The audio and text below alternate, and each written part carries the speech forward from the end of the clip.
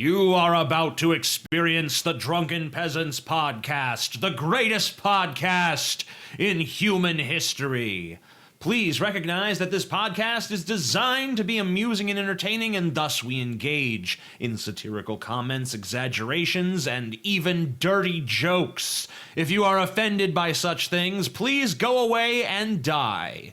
If you enjoy this podcast, we ask that you help to support its existence by contributing to our Patreon at patreon.com/DP. Contributors get regular access to monthly private shows, special commentaries, Google Hangouts with the peasants, and more. If you don't want to do that, you can also support the show by visiting audibletrial.com/Drunken Peasants to get a free audiobook and access to over 150,000 audiobook titles, including great selections on science and skepticism. And if you shop on Amazon.com, we strongly urge you to use one of the Amazon affiliate links in the description section of our videos. You can help support the show simply by using our link to buy things you were going to buy anyway. Now that we've got all that shit out of the way, sit back and enjoy the show.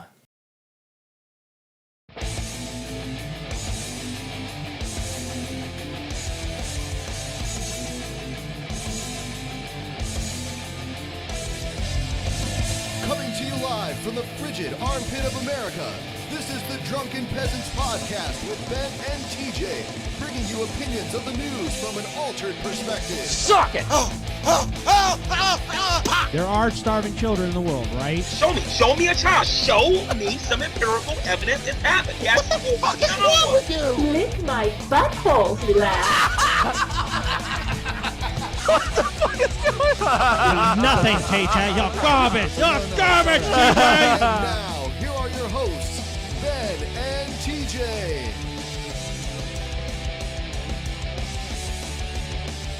Welcome, everyone, to the Drunken Peasants podcast, where we beat DP the fuck out of the internet. Not the news anymore. The internet. Because, you know, some of our episodes we didn't even talk about the news, so... Yeah, so this is better. Yes, more accurate. DP the fuck out of the internet. Yes. And everyone on it. The whole fucking internet. The entire internet. Oh, you're right, Johnny. Yeah, Johnny. Smoke weed every day. Yeah. Fuck yeah. All right, so... Scotty's not here. Scotty's not here. No prizes for guessing why. Yeah. Whoosh, whoosh, whoosh, whoosh. Crack the whip. By the way, we do have an announcement.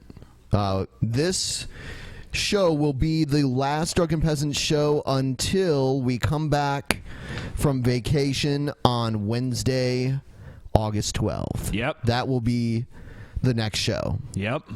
Just so everyone knows. So don't fucking whine. So this is being announced now, so that the word can be spread.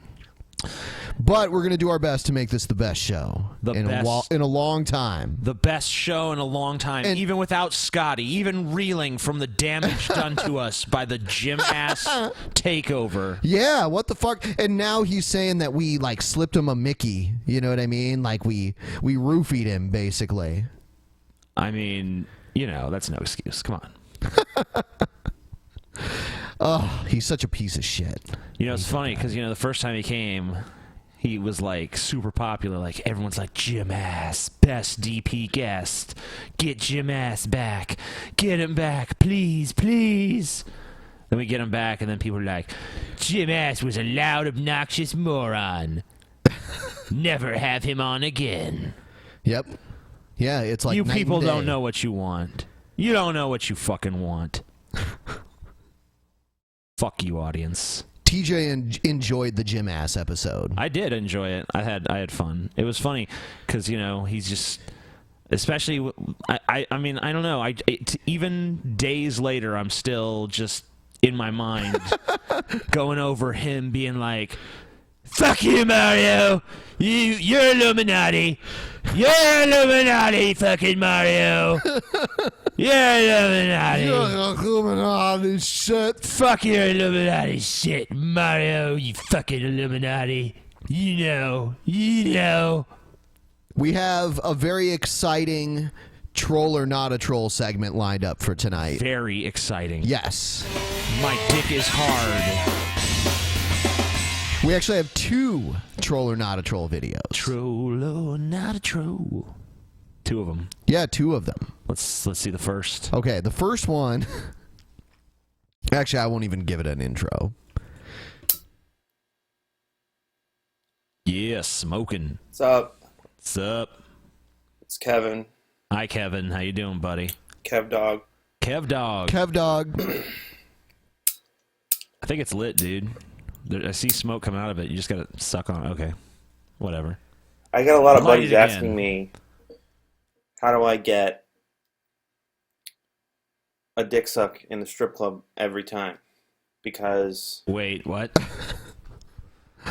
This guy is saying that every time he goes to the strip club, he gets a dick suck. Yeah, where do you live? Like, where are these, you know? I assume he has, like, a system of some kind. Yeah.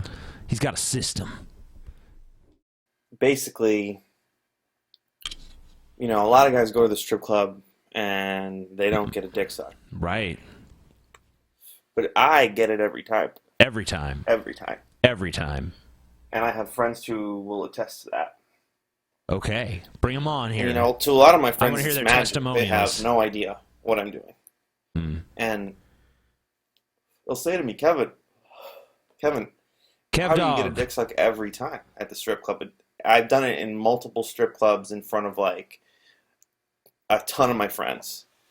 Tons of them. So wait, you're getting your dick sucked in front of your friends? Yeah, so like everyone's there watching. Wouldn't the bouncers and the management Yeah, you know. of the strip club have a problem with that? That's kind of like prostitution. I've heard of people getting their dick sucked at the strip club, but never like in front of everybody Right. else that's there, you know? Like, Right. It's like she took me into a back room and, you know. Yeah, and said, "Give me $100" or something like that. Yeah, you know, and I'll suck your dick. But I've never heard of like, you know, this, and then the stripper just got on her knees and started sucking me off right there in the open bar area. Right. All my friends saw it.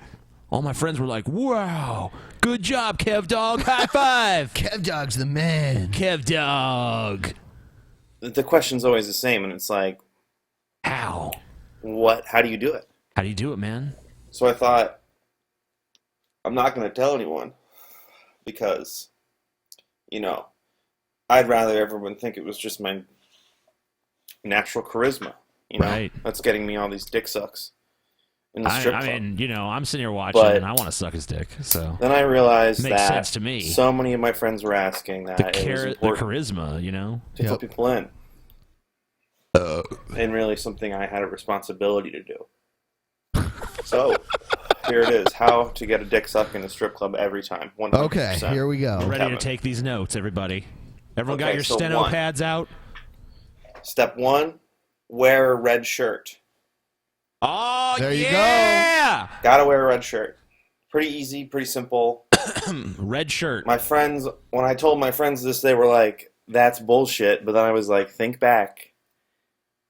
Think back to the time that we went to the strip club. How many times have we been? And what did I wear? Red shirt every fucking time. I'm sure your friends would even remember. Yeah, the friend's like, he was wearing a red shirt upon that occasion. Yes, I just happened to log that in my journal that day. I have a photographic memory, and I can tell you that every time Kev Dog has got a dick suck in the strip club, he's always been wearing a red shirt. That's true. What did I wear on October 8th, Red shirt. 2014? Red shirt. What did I wear?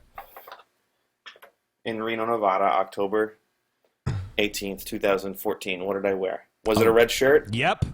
Yeah. Damn It right was. it was. I wear a red shirt to the strip club pretty much every time, unless I'm in some sort of situation where I don't want to get a dick suck, in which case I'll wear something else. What situation is that? But step 1, wear a red shirt. Absolutely. What kind of game are we playing? I don't know. Right? Okay. So, do you have a determination on this one? I decided troll quite a while ago, but Okay. I kind of want to hear. I just wanted to hear his methodology. Okay. All right. Well, So listen. red we'll hear 'em shirt. out. Let's hear what number 2 is, at least. Step 2, you get to the strip club not every person in the strip club is going to give you a dick suck. Right. Okay? Because not everyone is part of the system. Right, the system. If you're going to get a dick suck and you're wearing a red shirt, the stripper, male or female, will be wearing yellow as a color, generally. Right, okay. Yellow will play a major part this is all in color their coded. ensemble. If you see a stripper wearing yellow and you're wearing a red shirt, they are guaranteed to suck your dick. Yes. So everyone, now you know. It's a color-based system. It's color labeled. How convenient. I know, right? It's so easy. How to get a They're dick gonna be suck at the wearing strip yellow, club every right? time. And you need to find that person. I think we can That's play step the two. troll thing at this can point. get tricky. All right, so we have determined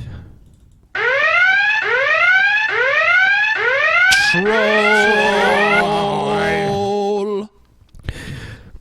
All right, and now we have another one here. We should play the intro again. You want to again? Yeah. Because people like it so much. Because I like it so much. It's a double episode of Troll or Not a Troll. Double troll. All right, so here's the next one. This actually comes from Anthony Fantano. Well, we already know he's a troll. I know. For a second, I thought he wasn't going to be in it. Hey everyone, Drunken Peasants, you know who it is? Best teeth in the fucking game here. He does have nice teeth. Hey guys, That's hope you're because doing he well. uses Doing this really Colgate quick video, White. it's a bit of a top 5 list. I think it's really important to the channel, and I think it's important that I express this to you and that you share this with the world. Now, as you may know, as your followers know, I have made a handful of videos, upwards of 100 really, and you've all played them on the show, and I thank you very much for doing that. I also do want to note that I have been a longtime fan of the show, long before you guys were #1 on iTunes. Congratulations on that. Congratulations, Now, us. as you already know, the Number hundreds one. of videos I've made that you've We're played have number pertained one. to Scotty being the worst, If you don't count all the shittiest people piece above of us. garbage drunken peasant, and in order to improve the show, really save the show, you should get Scotty out of there. Well, that's why he's Now- not here tonight. We took your advice and fired his ass. Yes. He's gone. Thank you, Anthony Fantano. Thanks, Thank Anthony. You let us you for write, helping us dog. see the light. Now, I wonder what he's going to say next. I don't know. I've had a bit of a revelation recently, though. You guys went away on vacation in Europe, and I took it upon myself to take this opportunity to just completely purge Scotty from my life. I thought, okay, you know what? Scotty is just, really a negative in my life right now. Wow, They're going to be I gone. know exactly how you feel. And then maybe when they come back, I'll only watch the videos where Scotty is not there and just kind of keep it at that. Oh, yeah. But- Amen. Maybe But about what? the There's no second but. or third week that you guys were gone, I began to go through a withdrawal. And it wasn't just like of the show in general. And I started going back, I started watching old episodes because I was like, oh, I just missed the Drunken Peasants, So I started going back and I was watching old episodes where Scotty wasn't there, but something was missing. And it was Scotty. No.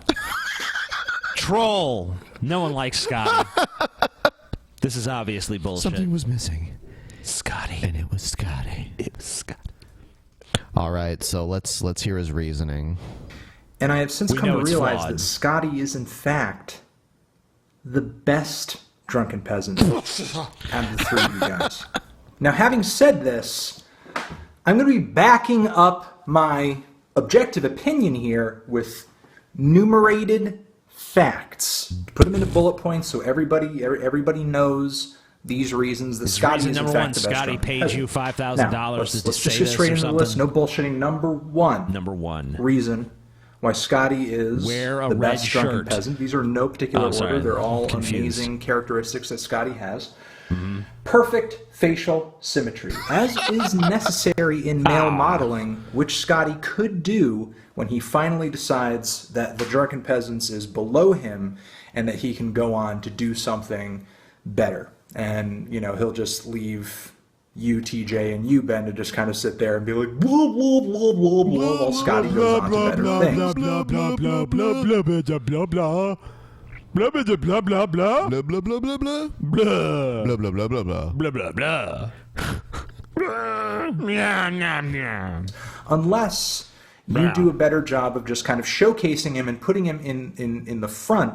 Maybe kind of Scotty should just be in that show. area where he is, and the videos can just play in the corner, and you and I can just be shoved in one other corner. So the second reason Scotty is the best drunken Give them peasant, their fill of Scotty. flawless, watertight arguments. Scotty, if you can go through and watch the hours and hours and hours and hours of old Drunken Peasants episodes, which I have, and Scotty never says an incorrect thing. Never states a false truth. Everything that he says, you can check the data, you can fact check everything that comes out of Scotty's mouth. Scotty is always 100% correct. Whereas opposed to TJ, every single time he opens his mouth, it's just logical fallacy after logical fallacy. Scotty is always fucking right and on the fucking money. I'm just sorry it took this long to realize it. I'm sorry too. Number 3, Scotty is a true blue entertainer. TJ and Ben are okay. I like you guys. I think you're necessary to the show. I mean, there is such a thing as too much of a good thing, and you guys provide that counterbalance to Scotty. So the show, But most of the time, you guys... we fire Scotty because you tell us, Right. Scotty's bullshit, and as soon as, we do that, and then here you come saying, oh, Scotty's actually the most integral, most important part of the show. Yeah, what's going on, man? And Why I are you ca- such a flip-flopper? I can't fucking hire Scotty back now. He's already gone on to model for Calvin Klein, so, I mean, shit. Oh, man. What are we going to do? We screwed the pooch on this one, man. We need a replacement Scotty. are essentially just screaming and yelling and just pulling your If only puds on Scotty it. Cena Where was Scotty, he's signed to a more there's lucrative finesse to what contract, Scotty does. He's not just But he only fucking has to around. he's only contractually obligated to make 3 or 4 appearances. Okay, a year. this one's a little detailed, which is why I need to sort of read this verbatim. Oh, okay. When Scotty is on the Drunken Peasants, as opposed to when he's off, the Drunken Peasants delivers a top-notch level of wit, and Scotty could probably be, if you guys actually let him shine, as opposed to just suppressing him and holding him back, he could probably be singing, dancing, telling jokes, acting, and maybe even performing a series of strength-based feats of entertainment. But Strength-based obviously you feats. guys are holding Scotty back, so this is me sort Scotty of will now forewarning you juggle that cinder you should- blocks you for should- your amusement. He'll do push-ups on one thumb. Yeah, he'll lift himself up using only his nose hairs. He's like, Put the spotlight on him a little bit more. Scotty doesn't take shit. That's the 4th reason that he is the best drunken peasant. TJ always tries to give Scotty shit. Always says, Scotty, do this. Scotty, do that. And Scotty's like, fuck you, TJ. I'm not fucking doing that. Fuck you. I'm my own man. let's call Scotty. Every man. Why? Because we need to see if Scotty really stands up for himself. As this guy says. Okay. I'll be quiet and just let you talk to him.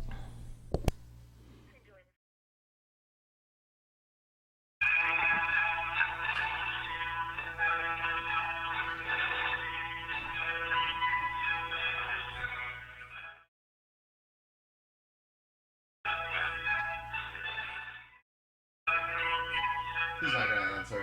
He's a piece of shit. Hey, Scotty, you're a stupid fucking faggot, bitch! All right. Hey, Scotty, will you come back to the show? I know we fired you, but it turns out that you're actually the best drunken peasant, so we have to get you back before your modeling career takes off. I think my modeling, my career as an ass model is really taking off, man. Well, I'm doing more than my head, so, You're an ass model? yeah, I'm an ass model. Oh, okay. You know, you wouldn't think if you're just looking at I have like the most perfect ass, like, of any ass around, so. And the rest of you are like, can't use that. I don't know how well sorry. they can hear it. I don't know how well the people can hear it, but whatever. Scotty said he's an ass model, everybody. I just hung up on him unceremoniously. I think I'll have something set up the next time where we can make calls on the air. That'd be cool. Yeah, I want to kind of Get bring back that into in. that. Yeah. Yeah. Like we could call anybody. So I think we can play the troll, because, I mean, there's no way anyone actually likes Scotty. Hold on. On the planet, who wants to be their own man, wants to be their own person, should look up to Scotty for being as inspirational as he is, for taking no fucking shit. Scotty is his own person. He is like Scotty's his own sovereign the egg bitch, nation. right? No one shall step past these borders. He decides his own fate, his own destiny, and he doesn't take any fucking shit from TJ. Good on you, Scotty. Bullshit. And then the fifth best reason that Scotty is the best You can't even drunken talk. peasant You're fucking stupid. is that he lifted the veil from our eyes and told us the truth that TJ is garbage. Okay, well, All right, I agree those are there. the I mean, top that is a 5 good reasons point. Scotty is the best drunken peasant. Thank you for watching. These reasons are very well researched. well, number 5 is the other 4. Troll. Anthony Fantano. Anthony Troll Tano. Yep. All right, so next video we have here is Brett Keane. It is Why Did God Save Me? Oh, God. Vote bots to downrate our videos. Atheists use Please support vote bots believers by to thumbing us up. downvote the Thank you, and video. God bless you. I don't know how vote bots work, but you'd think that would cause his videos to have more views too. I don't know. No. No? No, the vote bots, they come and they downvote him, and It doesn't count as a view. and all the how does he explain his lack of like upvotes though? He has a lack of downvotes too. I mean, like no one's even going there. who uses vote bots to give you 20 downvotes on a video, that has like 100 views? Yeah, that's just the only people that even watch Brett Keane's videos are like our fans, like looking to see if there's anything else we can make fun of. That's pretty much his entire audience at this point. I mean, I'm sure maybe Brett Keane has like a small group of people that are like, "Good job, Brett." Yeah, I mean, like if you go to one of his videos and you notice that they have like all positive comments, but there's only like 5 of them, 5 comments in total. Yeah, because he deletes all the ones that are negative. Right. So those are the people that actually watch his videos that like them, assuming that they're not like sock accounts that he's like commenting with. Yep. So hey, this baby is actually a pretty good picture for Brett though, because it's just like a lazy baby that doesn't ever move off its ass, holding a sign that on a cardboard piece of cardboard and like a change jar next to its head. That's pretty much Brett, right? exactly. The Bible and the crayon. Read the Bible, read the crayon, give me money, cause I got health problems. Hello, ladies and gentlemen. My name is Brett Keane from He God's started it with a snort. TV radio. A lot of you may not realize this, but I had a hard life growing up. I basically had 2 parents who weren't interested in being parents. They had no interest whatsoever in teaching me morals and values and how to be a good contributor to society. They simply did not care. So I wasn't taught altruism. I wasn't taught respect or love for my peers. I wasn't taught some kind of kindness from other individuals. It was later in my life when I became more self-aware that I wasn't taught proper started diction going. either, Ben. Come on. He wasn't taught by other individuals. The individuals didn't teach me how to talk too good. I mean, my parents were fucking garbage, and that's why I'm a piece of shit, guys. But then God found me. The churches and all that. And my mother took an interest in the church and what it had to say. A lot of my other family members outside of my parents, they had their own lives and their own things and their priorities. So I found myself in an interesting thing long ago when I was just a young boy.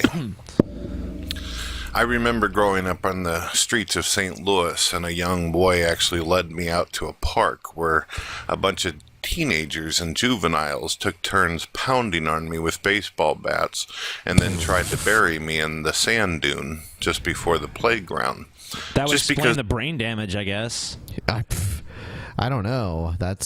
I don't even believe that story is true. They wanted to see something bleed. They wanted to know what it was like to see a young person hurt, bleeding, wounded, laying there crying. because of this incident in my life, it caused me to be damaged. I mean, based on Brett Keane's track record, there's a good chance he read this somewhere else and decided to make it his own story. I think he just listened to the Ramones song where it was like, beat on the brat. With the baseball bat. With the baseball bat. Yeah. Oh, yeah. And he's like, that happened to me. I'm Brett Keane. In one of my ears for the rest of my life. I still feel the effects today. Mm-hmm.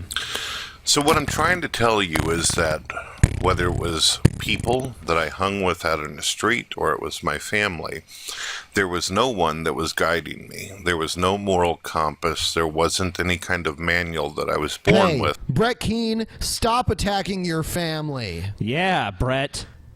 Stop attacking Brett Keane's family.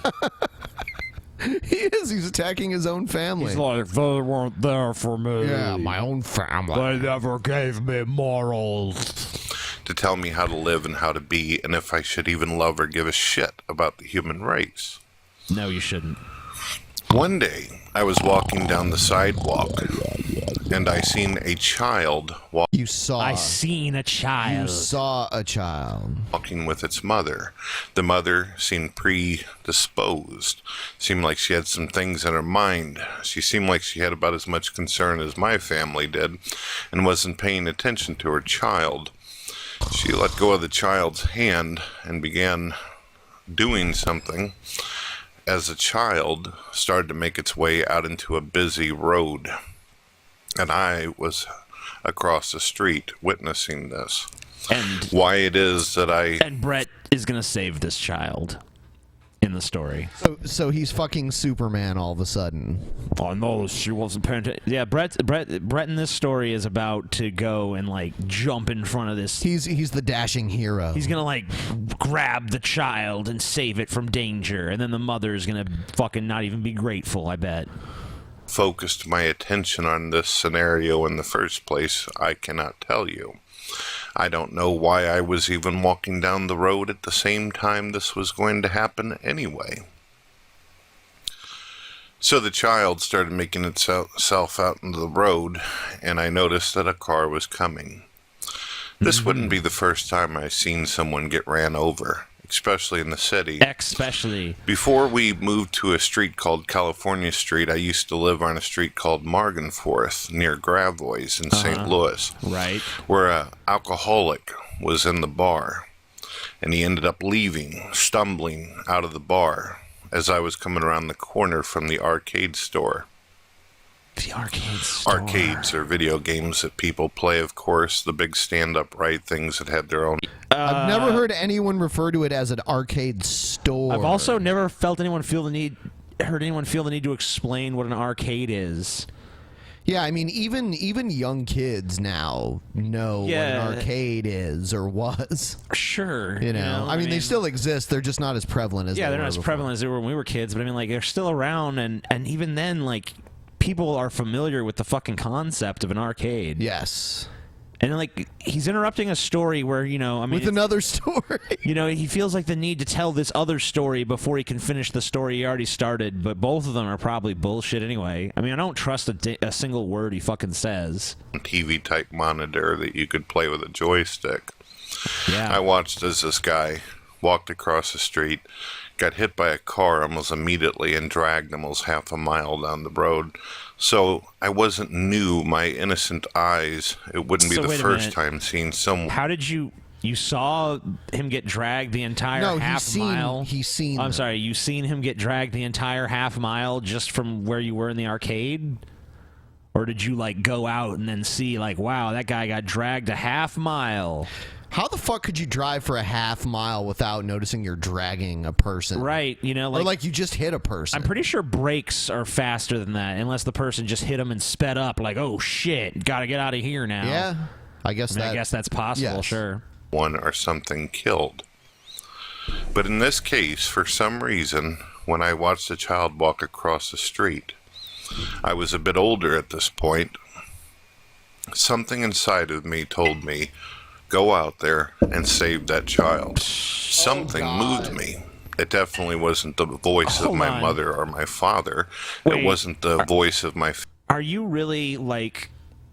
I mean, like, I don't care what your upbringing was like. I mean, like, you don't deserve a pat on the back for fucking, assuming this story is even true, you don't deserve a pat on the back because you decided, like, you know what, I shouldn't let this child die. Right. If you were the only one that had a chance to do anything about it, and you did it, you were there. I honestly, if you weren't in danger, you have, I mean, why would we pat your back for you for that? I mean, I would still say, like, I mean, okay, assuming the story is true, I mean, like, yeah, that's a good thing, and, you know, you should be proud of what you did and all that shit, but the way he's talking about it is, like, he really, like, is, like, shocked and surprised that he even felt this way in the situation, you know, like, you know, for some reason I decided to save the child. It was God. Even though my shitty upbringing, because there was just something that told me. God.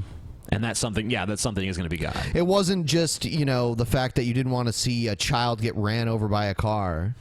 No, because, you know, his parents never raised him with empathy and shit. Yeah. So, you know, he was a complete sociopath. I mean, but for some reason, at that moment, he's like, you know what? I'm going to save this child. Family. It wasn't the voice of a society that could give a shit less if a kid's wasn't a getting pounded voice. on It was a in thought. a fucking playground. So what was it that was telling me to do this? Keane, Well, whatever it was, I listened. the child, I went out in the road. I got the kid out of the way by pushing him. Unfortunately, I myself got hit full on. Of course you did. You're full of shit. Of course you did, Brett. Damaged me pretty good. Yep. Wow, what a selfless, noble guy. And you're in pain, and you realize that you've made a decision that will wound you for life. When you are hurting, and you know that if you would have done something else, you wouldn't ever have to peer down on those scars on your body, that you would never have sat there for days, even months, even years, feeling the suffering and pain of a choice that you made, you start thinking about a lot of things. Like, for instance, why did I go out there? Was it worth it? Was it worth putting my life on the line? I could have easily been killed. And it's not like saving the kid would make me a hero or anything. It's not like comic book superheroes are real. It's not like my parents were going to... But you're the next best thing, heft Brett. me up under their shoulders and say, praise my wonderful, fantastic son. Why did I do this? It's a question that bothered me all the way to the point of whenever I had become an atheist. For 10 years, I was an atheist, ladies and gentlemen. I don't know if you realize that. I do realize that. And I remember thinking... Yeah, people realize that. They know, Brett, you have not, like, erased all traces of evidence that you were an atheist. He has, indeed.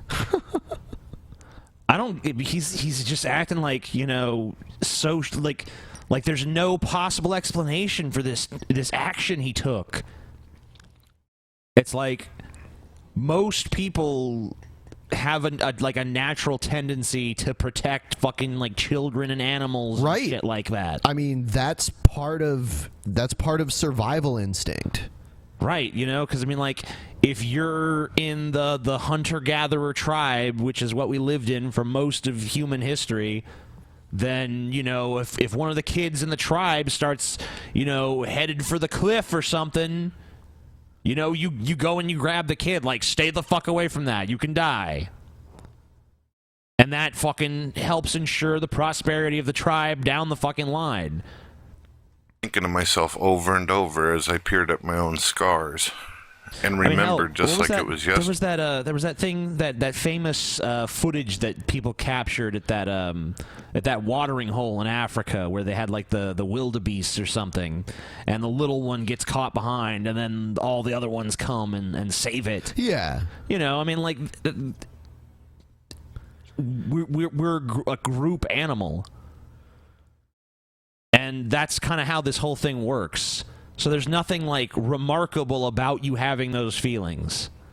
I mean, this story is total bullshit anyway. It never fucking happened.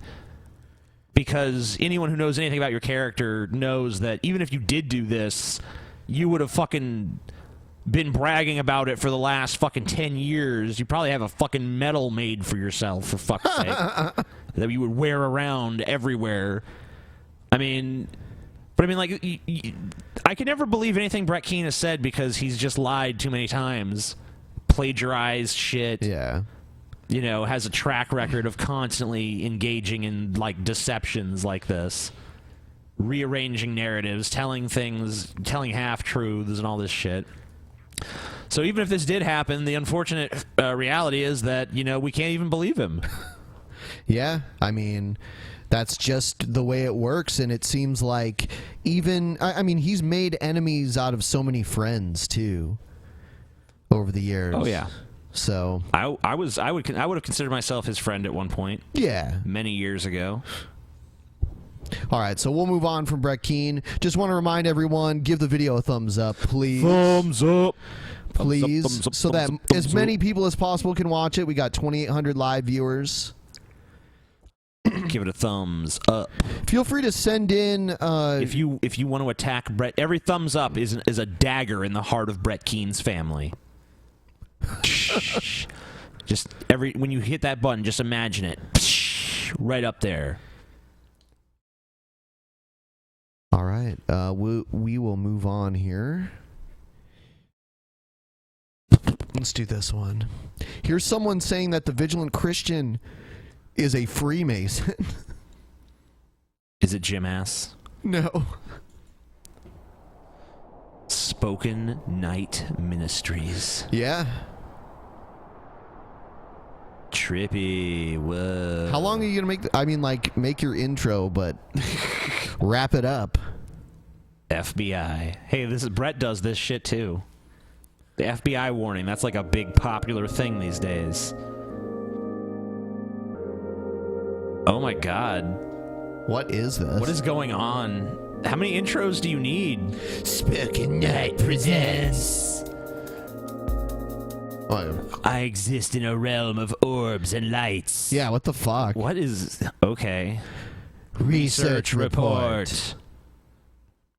Is he talking yet? Welcome everybody, this is David with your research Hi, report. David. I want you to think about something with me here just for a short while. Sure.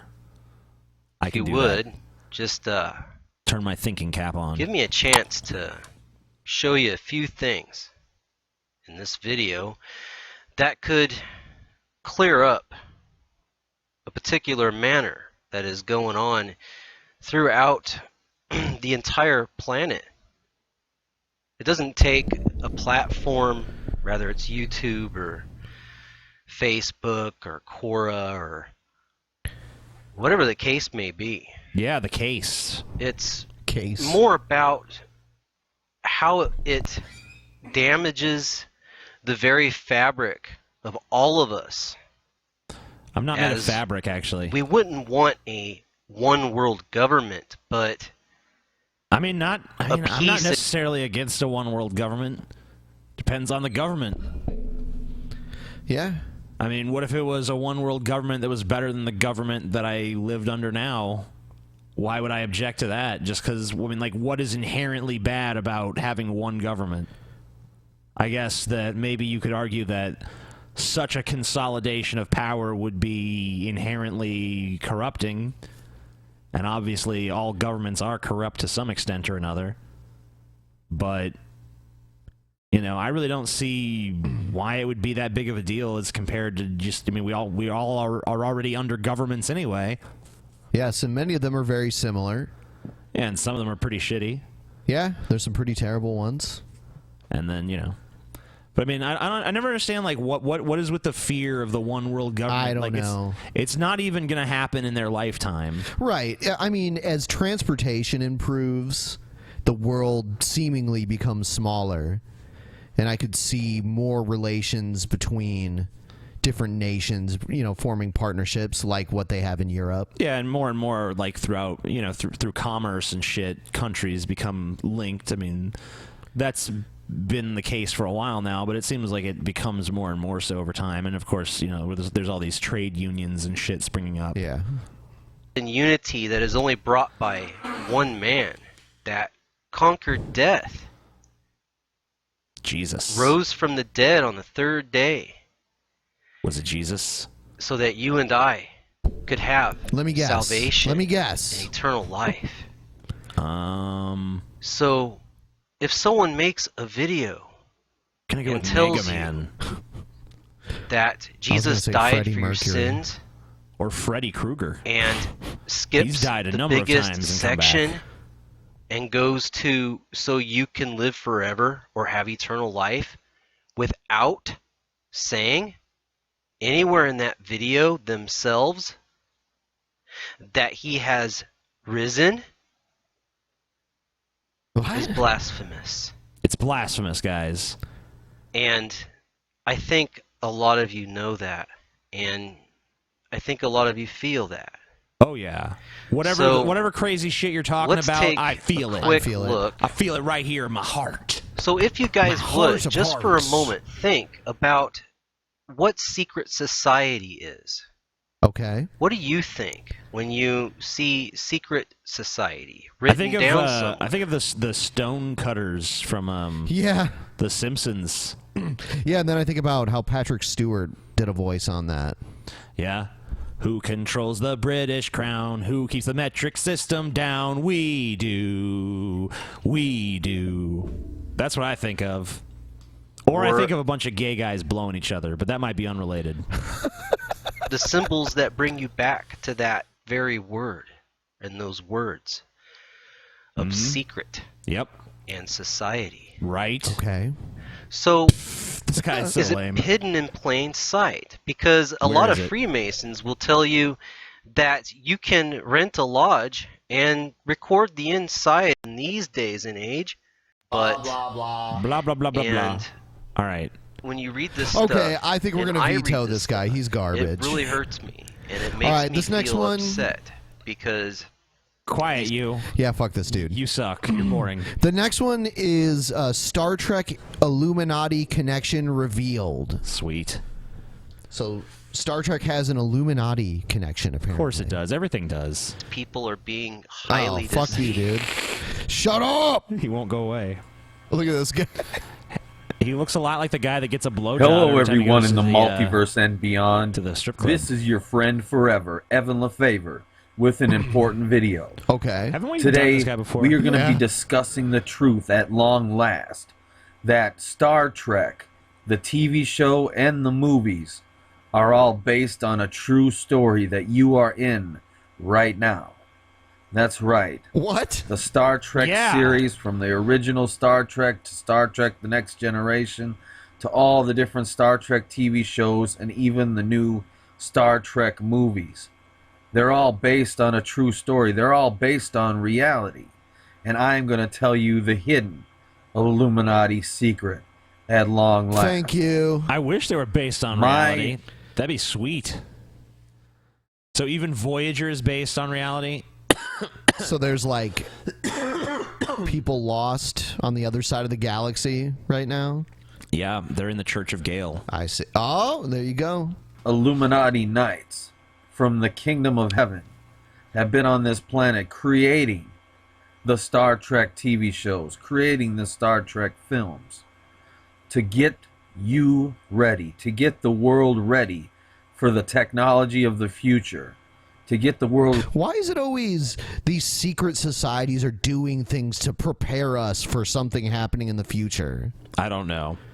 They do a lot of prepping, though, you know? It's like these secret societies are like, we could take over now, but you know what? Let's prepare everyone. Yeah, I don't for think it. people are ready for us yet. We need to infiltrate pop culture and start preparing them. You need to start Ready. conditioning them, you know? For the future in general. Okay? So, in case you didn't know, Star Trek, my Illuminati Knights have been predictively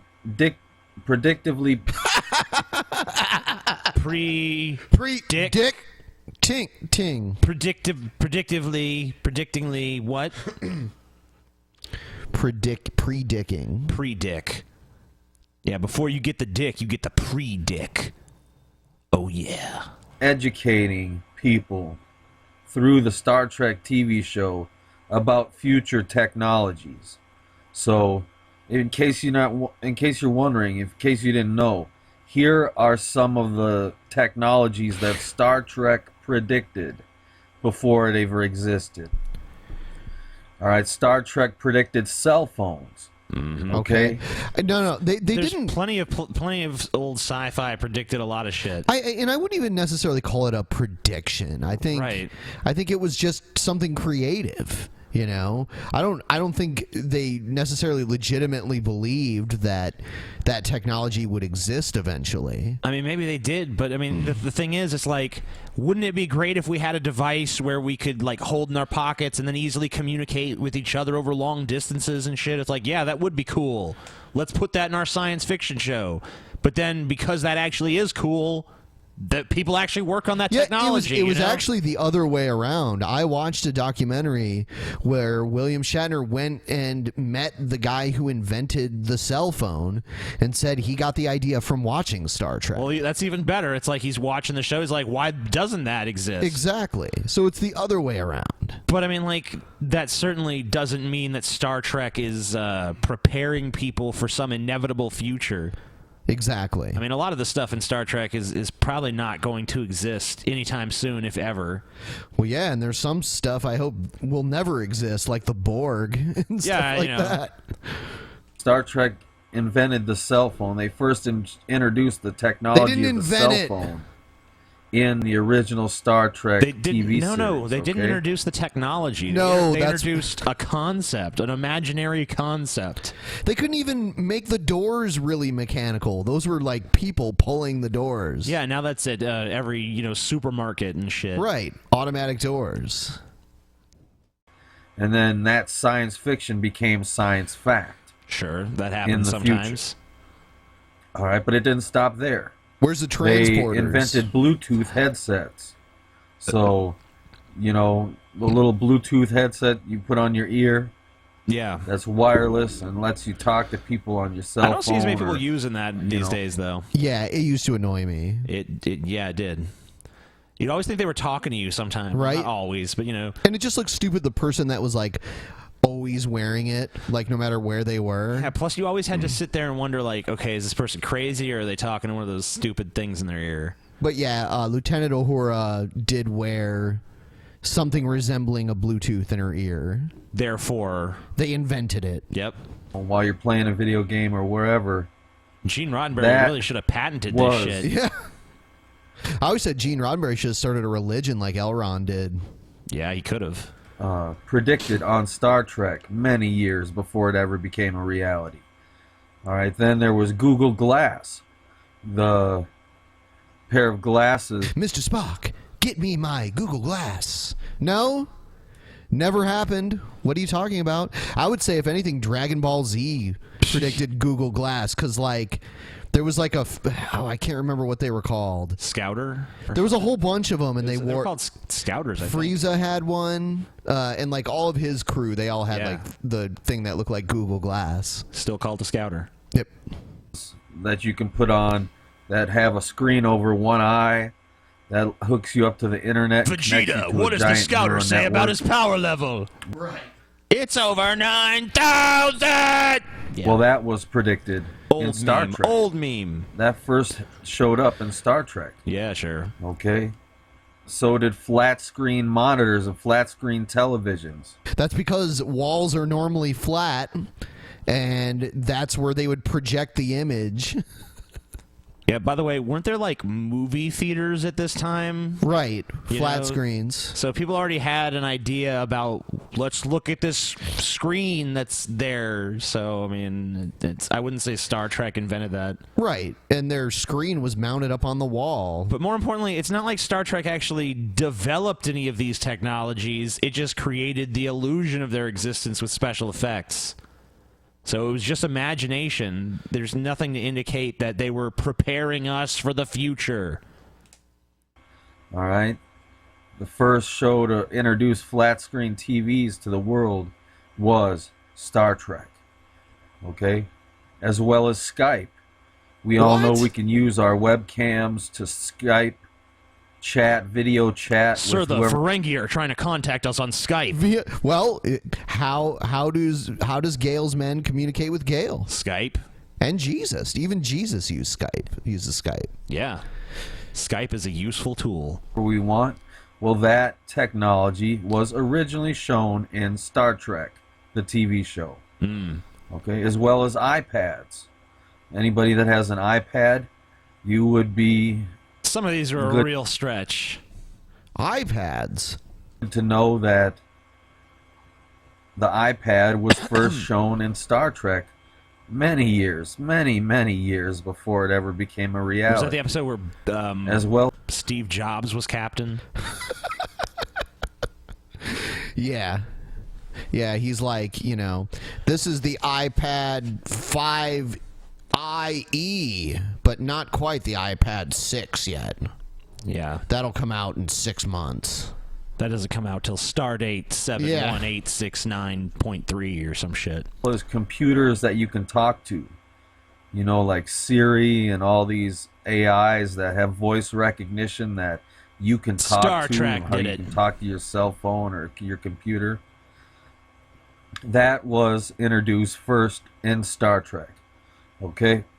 Okay, well, I'm ready for the fucking holodeck by now. Come on. And the transporter. Yeah, I mean, like, those are the ones that would be really You fucking should be able to useful. beam me to Paris right now. Yeah, I mean, like, we need teleporters and we need holodecks. Fuck iPads and flat screens and shit. TJ should be having massive holographic orgies right now. Yes. Yes. I always thought, like, fuck, it must be crazy, like, you know, on Quark's holodeck, his holo suites, when they turn off the program and all the semen just, like, falls, like, out of all the... I would assume there must be some sort of system that deals with that, you know? Yeah, they never cover that. That's not something Nog ever had to go fix. It's like, yeah, he's never like, nah, go mop up the semen in holodeck 3. Yeah. It's like, fuck, all right. Okay, brother. Yeah, it's pretty close. Brother. So you might be asking yourselves, how can the people that made Star Trek predict all these technologies that were going to become real in the future? No, I'm not asking myself that, because there have been plenty of futurists that have done that. Jules Verne did that. Well, they did like it because he predicted like the rocket ship and all that shit. they knew about... Yeah, sorry, but you know, I mean, it's just like that's what science fiction is. It's speculative fiction. Sometimes it's right, sometimes it's not. Star Trek got pretty fucking lucky in that regard. That doesn't mean that it's fucking some plot to prepare us for these technologies to come. It's totally the opposite. Star Trek inspired people to actually create these fictional technologies. Yeah, to make them real. That's where it generated a lot of these ideas, but that's that's pretty impressive for a television show, but I mean that's about as far as you could take it, honestly. About these technologies in the future, and they were getting people ready for it. Okay? They were telling people in advance about the future that they knew was going to come true. How would they know? Okay? So when do the Klingons get here is my question. Yeah, I mean, like, are they also preparing us to be going to war with, like, you know, alien species? Yeah, and highly shit? advanced alien species. Because, you know, I don't know if we're ready. Nope. Hopefully that's not anytime soon.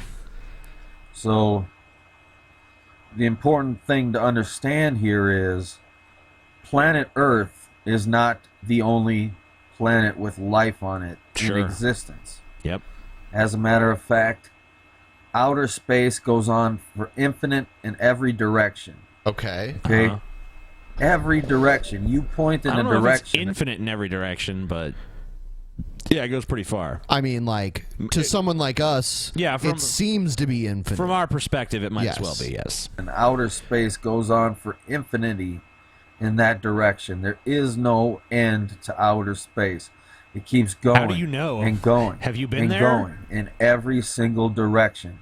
So there are no end to planets with life on them in existence.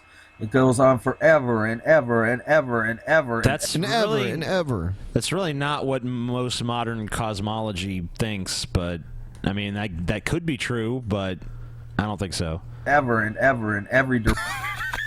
Ever and ever. Ever and ever and ever and ever and ever. And ever and ever. So there are a ton There are infinite planets with life on them in existence. Okay. Planet Earth is not the only one. Okay. But planet Earth is an underdeveloped slave planet. Okay? And what do you mean underdeveloped? There's different stages in the development of a planet. There's no point. You can't say underdeveloped or overdeveloped or anything. You know, it's just a different stage. An intergalactic And who are we federation slaves in to? the kingdom of heaven that works with the kingdom of heaven. Okay? Because there are planets with life on them, intelligent life, that are billions of years more technologically advanced than we are on planet Earth right now. Okay? We are fed a false version of what's possible through technology, okay? There are spaceships were invented by people on other planets billions of years ago. Okay? How did you come by this information? By the way, everyone, the chat room is now open. If you'd like to utilize the chat room, feel free to go in there now. Sweet.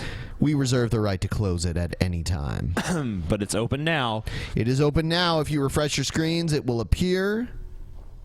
This guy, like, I love he's like, yeah, you know, there's other civilizations out there that have technology that would blow our fucking minds. Like, how do you know this? Right. He's talking about planets that are, you know, halfway across the universe. You know, it's like, how could we possibly know what they have? He knows what they or have. what they're like. Because he saw Star Trek, dude. Everything in Star Trek is real. It's just there to prepare us. Who's preparing us then? Who has their finger on this pulse where they know everything that's going to happen? Okay? Billions of years ago, there were spaceships like you see in the movies, in the TV show Star Trek. Yeah. In existence, okay? Sure. There are cultures and societies all throughout the universe, all throughout existence in outer space that have mastered space travel, mastered building spacecrafts and having space travel, okay? And they have made contact with other planets, and they have formed a galactic federation to just one keep everything. Oh, it's a one universe government. Shit. Or one galaxy government if it's a galactic. Yeah, is it a galactic federation? Is it a universal federation? Right. Like, how big is this federation? He made it sound like all of them are in it. Yeah, because, I mean, Star Trek only encompasses our galaxy, and actually only a small portion right, of it. Yeah, like two quarters of it. Yeah, you know. So half of it. Yeah, I mean, and even then, it's like, you know, to travel from one quadrant to the other is like, you know, a lifetime journey and shit, as demonstrated by Voyager. So, but I mean, I guess that you know, he's got the fast track on this shit. Everyone's in a galactic federation. It's a one universe government, and we on Earth need to be the libertarians who say fuck that shit. Don't tread on me. Don't tread on Earth. Together, but you might be asking yourself, Earthling why supremacy. Doesn't the Galactic Federation make direct contact with planet Earth and intervene on planet Earth? Yeah, I wonder that all the time. Yeah. I was just, you know, it's funny he mentions that, because last night I was laying in bed and I just couldn't sleep. And, you know, the reason was, and this has kept me up many nights, is like, why hasn't the fucking Galactic Federation made contact with us yet? You know, it's like, what are they fucking waiting for? I don't know. We got iPads, we got flat screen TVs. What more do they want from us? Come on. It's unfair. Well, the Galactic Federation and the Kingdom of Heaven, we have not only mastered space travel, but we have also mastered time travel as well. Sure. So we have access to time travel technology, okay? So that means we can see into the past and we can see into the future, all right? Which means that the year 2015 is in the past, all right? I'm making this video in 2015, and that means that is in the past, okay? Right. So the people in the Galactic Federation and the Kingdom of Heaven, I get what he's coming from. You get it? I get it. Yeah, because he's shooting this video in 2015, and that's the past. Because we got time travel, and we can see into the future or the past. And 2015, that's the past. If you live in the future, that's the past. So, yeah. What? Right. What? Yeah. It makes sense, Ben. It makes sense. You're not smart enough to grasp it. That's what's going on. You got to really think about this, Ben. 2015. Let's say you live in 2016. Okay? Is that the past? Well, that 2016 is the past if you live in 2017. But if you live in 2016, then 2015 is the past. But it's the future, it's the past. This is, the past is the future, and the future is the past when you have the time travel, because you can see the future and the past simultaneously. So really, all time loses its meaning, and the future becomes the past becomes the future. I'm done with this asshole. Let's move on. What are you talking about? Oh, just, someone tries to enlighten you and broaden your small-minded little perspective and show you a larger universe out there and get us right with the fucking Galactic Federation so we can finally join and take hold of our destiny in the stars, and all you want to do is just shit on them. Fine, Ben. Yes. Be that way. Be that fucking way, my friend. Do not let children watch this episode of the American Life League Report. Ben, get some children. How about not letting children watch any of the episodes of whatever the fuck this is, just because the name itself says a lot. What is the name again? The American Life League. They're cool people. Look at all this. They cover all that shit. Hooking kids on sex. When most people think of Planned Parenthood, they think of the babies it kills through abortion. No. When most people think of Planned Parenthood, that's what they think. Killing babies. Yeah, because they don't do anything else. Ever. Never. They don't provide women with birth control. They don't provide women with medical care, or, what about all the... You would think that these conservatives would mention all the mothers that Planned Parenthood helps with their babies, Because a lot of fucking moms out there don't have a lot of money. They go to Planned Parenthood, and Planned Parenthood helps them out and gives them proper medical shit for a pretty reasonable price. Mountains of birth control it dispenses. But another side to Planned Parenthood, which should be equally considered, is its obsession with sex. Sex toys. Isn't that the whole point? Yeah. I mean... Yeah, those babies that you guys are talking about, most of them were actually created through the act of sex. Yeah, and possibly if the parents of these babies had visited Planned Parenthood prior to having sex, they wouldn't have had to have the abortion to begin with. I love the fact that he's against abortion and contraception. Yeah. It's so self-defeating, but that's how they are. They're dumb. Sex contests, sex balloons, penis-shaped balloons. And look at all the children around. Look at them all. Yep. Look at all the kids. Vagina cakes, vagina macaroons, vagina... Two things I like combined into one. Vagina macaroons. Yeah, I know. Sounds delicious. Fruit roll-ups, giant vagina costumes. All of these things play a central role in Planned Parenthood's community activities. But what's truly shocking is how these perverts are allowed unfettered access to our children while raking in government cash to sell them unrestrained sex. Yeah. Oh, Planned Parenthood will claim that what they teach kids is scientific and age-appropriate. But the fact of the matter is that age-appropriate is a standard concocted by Planned Parenthood itself so that it can sell pornography to kids as science. Sweet. Why would they do this? Just as the goal of a drug dealer is to make drug addicts, Planned Parenthood's goal is to make sex addicts. Yep. Oh, God, I want to slap this guy so bad. That's what they do, dude. Really? I remember one time I used to be a chaste little boy that was just you think of me as a pervert now, but that was because Planned Parenthood's got its hooks into me, man. I was walking by the Planned Parenthood. I was on my way to a Bible study, and they pulled me in there. They're like, "Look at porn, little boy. Yeah, you like that?" And they showed me all these giant fucking dicks and vaginas and shit. I'm like, holy shit. And then Satan creeped into my heart, and I was changed. He masturbated for the rest of the day. And I renounced God every time I came. There is no God! Mid-90s Kevin Nash! No, there is a God. Mid-90s Kevin Nash. Mid-90s Kevin Nash is God. And they follow the same business model. For instance, Planned Parenthood's gateway drug is masturbation. One of its primary resources for 10-year-olds is a book called It's Perfectly Normal, and it sells masturbation to kids with graphic images of naked boys and girls, boys... Oh, no! Oh, my God. Look at this shit. It's not like they can't see themselves naked when they take off their own clothes. I mean, like... Here's the thing. I didn't have this book when I was a kid.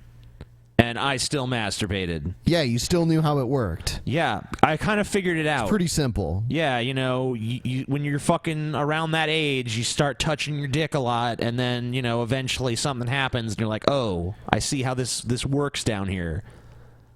So I'm pretty sure this book is just to let kids know that what they're doing is not wrong or bad. Right. I don't think it's trying to sell them masturbation. Like, there's probably even something in here about like having wet dreams too, because people wake up and they're like all sticky and they're like, "What the fuck just happened?"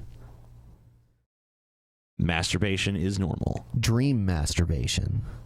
Dream masturbation. Dream masturbation. Fuck yeah. I like the perplexed look on that kid's face. The guy on the right. He's just like... Yeah, he's like, what's going on? What am I doing here? And girls masturbating, men and women having sex, Neat. And even things like this, and this, okay, and this. Right. If a dirty old man showed these things to a 10-year-old kid in a park, he'd be arrested. No, not if they were drawings. Yeah, I'm pretty sure he wouldn't, because, I mean, that book is clearly for educational purposes. Just because it deals with a subject matter that your repressed ass doesn't like doesn't mean there's anything actually wrong with it. But when Planned Parenthood shows them to kids in a classroom, it gets government money. But that's just the start. Good. Once they get to high school, you know, right about the time that they hit... I'm gonna go home tonight and donate some money to Planned Parenthood just to spite this fuck. It's tax deductible. Cool. Puberty, Planned Parenthood tells vulnerable teens stimulating and intimate things about sex. Just look at what its website for teens says. The link to Our Bodies takes teens to a page that provides graphic displays of genitals. Oh my god, graphic displays of genitals, get it away from me. How is it even graphic? It's not even real. Look how graphic they are, Ben. Look at the graphicness. Clitoris is, and how pleasurable breasts are to touch and massage. Yes. Yeah, they are. for both parties involved. Yeah. That's what, yeah, that's a good thing. Massaging breasts is good. Makes everyone happy. This section, on sex and masturbation, encourages boys and girls to masturbate and tries to dispel any embarrassment or hesitation in trying it. It also describes orgasms and encourages anal sex and oral sex. This section, titled LGBT... No. Yeah, apparently giving you information is encouragement. Right. They're one and the same. It's, some kids like, I want to look up, what is anal sex? Does that hurt? What's that like? And then give them information on it. That's encouragement, Anything that says anything other than, God doesn't like it, don't think about it, don't do it. Pretty much completely deny its existence. That's the best way to handle it. So, you know what we call butt sex, son? We call that the bullet train to hell. Yep. TQ tells young teens that all sexual orientations are perfectly normal. The page on homosexuality, titled Coming Out, displays a teenage boy in an intimate pose with what appears to be an adult man. This section explains how to have gay sex using a condom, dental dam, and even plastic wrap. Plastic wrap? And for their viewing... No, I don't buy that for a fucking minute. I don't There are believe that. doctors that work at Planned Parenthood, and none of them would suggest using plastic wrap. Well, I guess maybe... I have heard of plastic wrap used... like lesbians using it. Okay. But it's not. No one's gonna. Planned Parenthood isn't telling people to wrap their dicks in saran wrap and shit. Right. That's not going to stop anything. That's not going to stop a pregnancy. I have this alternative theory about the sexuality. Maybe it's a natural part of human biology, and Planned Parenthood is just dispensing information about it. Right. And the reason you disapprove is because your fucked up backwards religion actually teaches you to decry it, even though it's how all human beings were produced throughout history, and it's extremely pleasurable and enriching for most people. You know? Just my theory. Planned Parenthood's got a few things for teens to watch. Sweet. There's a penis on my body. Awesome. Being gay is a little like being left-handed. So? I don't even know if I'd say that. I don't even... It's like, what does that mean, even? Who cares? I guess, like... Most people aren't. That's pretty much what most they mean, people I are think. not left-handed, but some people are born naturally left-handed, I guess, is what they're saying. Pretty much. Yeah, of course. Amen. Huh? Now Boobs. this is a clitoral hood. See it? Better ring a Jesus Christ. ring dong. This is how the penis and vagina get along. That fucking kid in the front looks stoned. Penis, go penis. Winky trumpet curtain, Captain Winky Schlong. Time Yeah, he's singing a penis song, whatever. to go inside and find out. Inside the vagina? Calm down, Pete. You're leaking again. Calm down. It's bad enough He was leaking from the tip. It's pretty crazy. Yeah, man. that Planned Parenthood is conditioning children to engage in sexual activity with the kind Planned of Parenthood stuff is fucking awesome. I know. I've decided that, I mean, like, I already supported them before, but this guy has convinced me to support them even more. that we've just shown you. But Planned Parenthood of Upper Hudson's youth program, which includes children as young as 13, requires participants to be exposed to sexual deviancy on parade. Sweet. Literally. Planned Parenthood of Upper Hudson's application form for the STARS program for high school kids states that students as young as 13 are required to attend Capitol Pride. Okay. But this isn't... So what? I've been to the Pride festivals. People bring, like, small children there. There's nothing going on that's going to fucking destroy their minds. just Planned Parenthood of Upper Hudson. As shown in this memo from 1969, Planned Parenthood's national goal is to restructure the family and encourage increased homosexuality as a... increase the homosexuality. Control the population. Well, I mean, less abortions, right? Yeah, that's true. You know, you should be the first to approve, you know? Who's less likely to have an abortion than gay people? Yep. sick form of population control.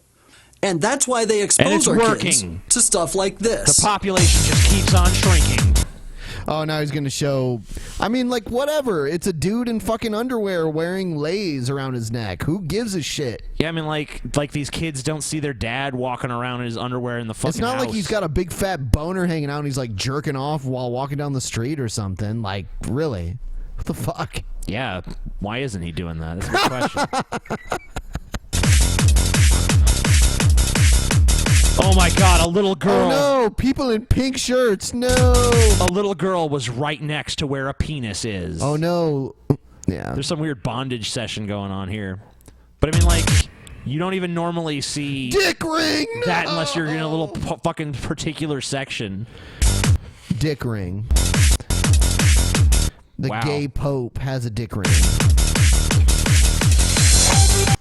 I don't want to play too much music. Yeah, because me I don't neither. know. We don't know what's fucking legal. Yeah. Or what not legal, but you know what I'm saying. Royalty free. Yeah, right. All right, let's see here. Chicks got boobs. Religious tolerance made in America. I believe this is a video from Prager. Prager. Yep. Each year, the President of the United States lights a national Christmas tree, hosts a Hanukkah party at the White House, and issues a proclamation honoring Ramadan. Only in America. Okay. Indeed, America is known for religious tolerance. In fact, it is not an exaggeration to say that America, where people of all faiths are free to worship or not worship as they please, invented modern religious tolerance. Okay. This tolerance, which Americans take for granted, didn't exist anywhere in the world before America invented it. How did this happen? Okay, I'm sorry, but even if that's to answer true, that, we have to look to America's origins. Even if that's fucking true, which I don't know if it is or not, really, but even if it is, it's been a long time now. I mean, plenty of other countries have embraced religious tolerance to whatever degree. Pretty much the same as America, maybe even more. So, I mean, like, whether or not we were first doesn't really matter at this point. Which were overwhelmingly religious and, to be precise, overwhelmingly Christian. To put it another way, America became the religiously open nation that we know today because it was first a Christian nation. No. Specifically. That is wrong. You are incorrect. Yeah, I would say historically Christians were not tolerant of other religions living among them. Right. I mean, we still had Christian nations in Europe when people came here to get religious freedom. So why wasn't there just religious freedom throughout Europe if that's the case? Yeah, I mean, because that was the whole thing. They were leaving. A lot of people left Europe to escape, like, you know, either the Catholic Church or the, you know, Church of England and shit. So those are both Christian churches. Why didn't religious tolerance fucking spring forth there first? Amazing atheists, Catholics are not Christians. Oh, I'm sorry, G-Man. I apologize. A Protestant one. Let me explain. Oh, you mean Until the Protestant. beginning of the 16th century, religious life in Europe was dominated by the Catholic Church. All religious power was concentrated in the Pope and the Catholic clergy. They determined religious doctrine. And these were Christian nations, right? Yeah, that you can even see the crosses on them. So it's a dead giveaway. So if the reason why, you know, we have religious freedom here is because we had a Christian nation. Well, it's Protestants, though. Oh, I see. Protestant Christian, Ben. Oh, they're better. The Protestants are better. They're the more tolerant ones. The power structure was top down. Not anymore, All that though. changed in 1517 when Martin Luther, a German priest, led a revolt that Fucking came to be known Germans. as the Protestant Reformation. The theme of the Reformation was that people should be free to interpret the Bible and manage their houses of worship as they saw fit. A bottom-up power structure. The most zealous of Fuck England's you, Catholic reformers were known as Church. I say the Bible approves of whatever the fuck I'm doing. Yeah, that works. the Puritans, so called because they wanted to purify the Church of England. Some of these Puritans became so disenchanted, they decided they had no choice but to leave England. Only in the new world of America, untainted by European prejudices, could they practice their Protestant Christianity in its purest form. We know these hardy souls as America was totally free of prejudices. Yes. So the Pilgrims came here and lovingly slaughtered these savage native peoples. Yeah. And then they embraced religious tolerance and pluralism for all time. Because, you know, the strength of their Puritans weren't a bunch of assholes that forced their religion on others. Nothing like that. Nothing. You know, no way. Conviction can easily be measured by the incredible risks I'm sure if they some took in Muslims crossing had the showed North up, they'd have Atlantic been on like, you know small what, you're wooden welcome to sailing share our ships, community. of which the Mayflower was only one. True to their religious background, these early settlers, and those that followed, were fiercely independent. Given that the Puritans believed that people should read and interpret Scripture for themselves, how could it be otherwise? Not surprisingly, it didn't take long before disputes broke out among the settlers regarding doctrine. In fact, the colony of Rhode Island was established in 1638 as a haven for some of these dissidents. Throughout the 17th century, more colonists arrived, including Catholics and Jews. But their numbers Catholics and remained Jews. small relative to the Protestant majority. Okay. But they still were accepted. All the way through American independence in 'Cause the Protestants are 1776 good guys. and the Revolutionary War that followed, Protestants remained dominant. But with more settlers came more religious discord. The only thing that everyone could agree on was that religion, specifically Christianity, The only thing I firmly can rooted, agree it's on important is to that note, if your mustache comes in that thin, you might as well just not even have one.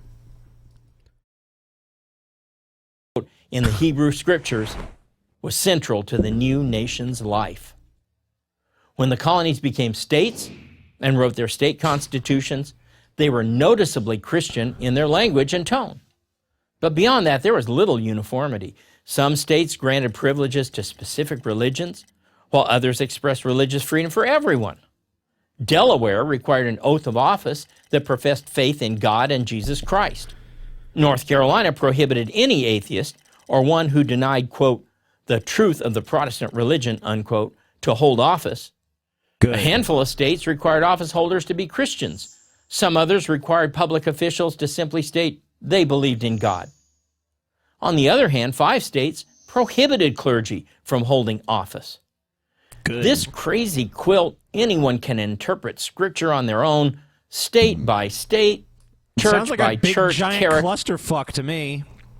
Doesn't sound like the religious tolerance emerged out of like Protestants being so tolerant or anything. It just seems like there was so many different fucking beliefs trying to coexist that people really had no fucking choice. Of early American religious practice, which is both distinctly Protestant and uniquely American, led to the atmosphere of tolerance that was present at the founding of the nation. Indeed, it's enshrined in the First Amendment to the U.S. Constitution. I will Congress shall make no that at this time there were slaves. Yes, and women were second-class citizens, basically property. Women could not vote. There were also indentured servants. People forget about that. In fact, sometimes it can be worse to be an indentured servant than a slave, because at the end of your 7 years of indentured servitude, your master is supposed to give you, your own lands and some resources and shit.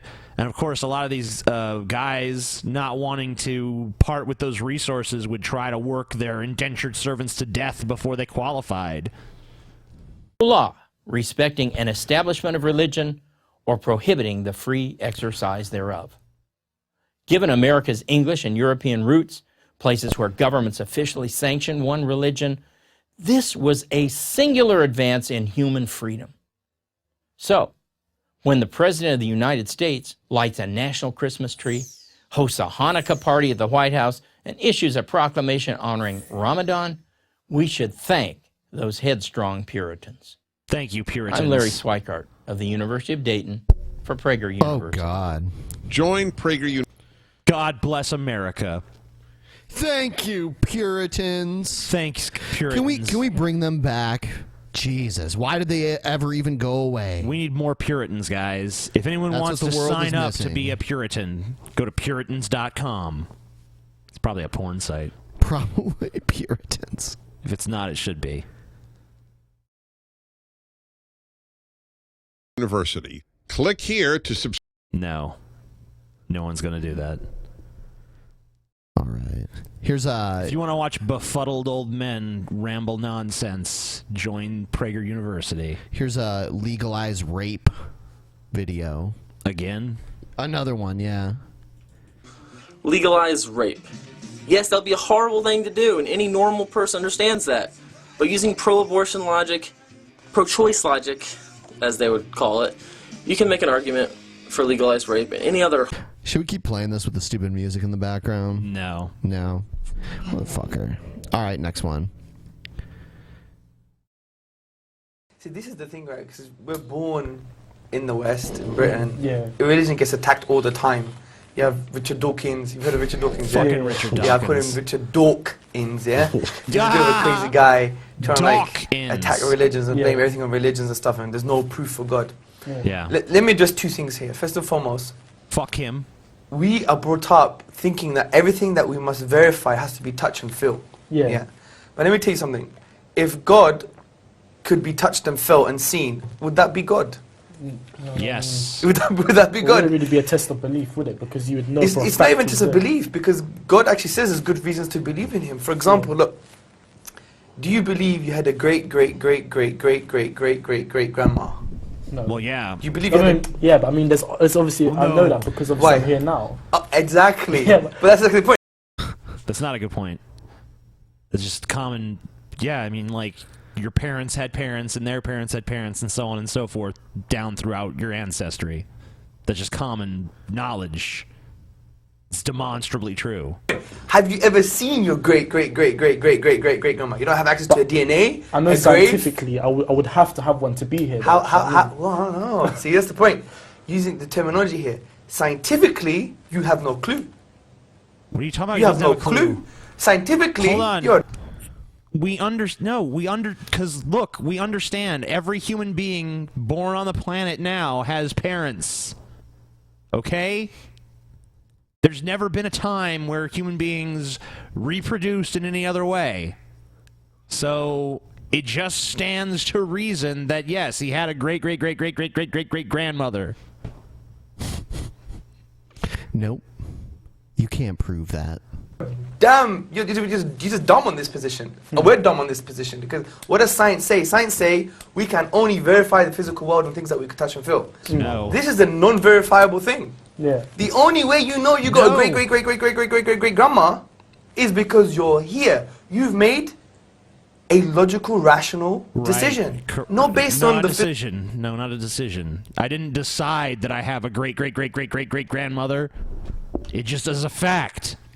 You made the choice, TJ. I can't. You decided.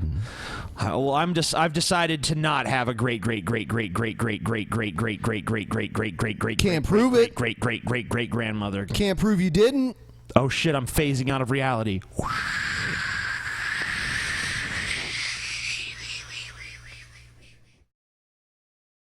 It's horrible.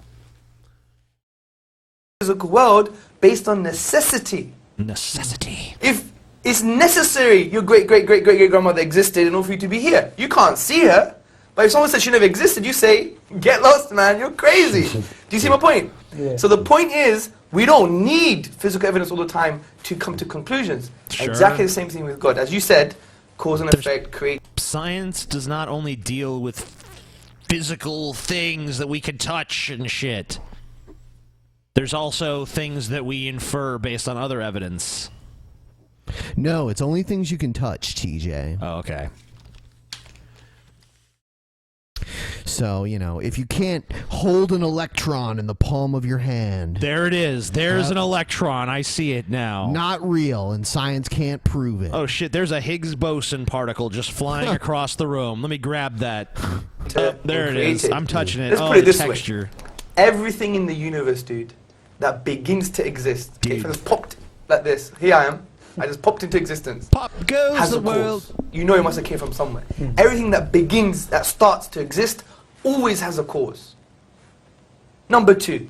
How do you know? The universe, without a shadow of a doubt now, began to exist. Sure. Based on philosophy, mathematics, Big Bang. You know about the Big Bang, yeah? Yeah, well, It's not that thing after too many curries, right? He made a fart joke. Yeah, the Big Bang, okay? So from all this, we know the universe began to exist. So what logically follows? Therefore, the universe has a cause. So we just say, right, without a doubt, we know the universe has a cause. What is the nature of this cause? Hold on. I mean, like, there's a serious flaw in this because he's saying everything in the universe has a cause.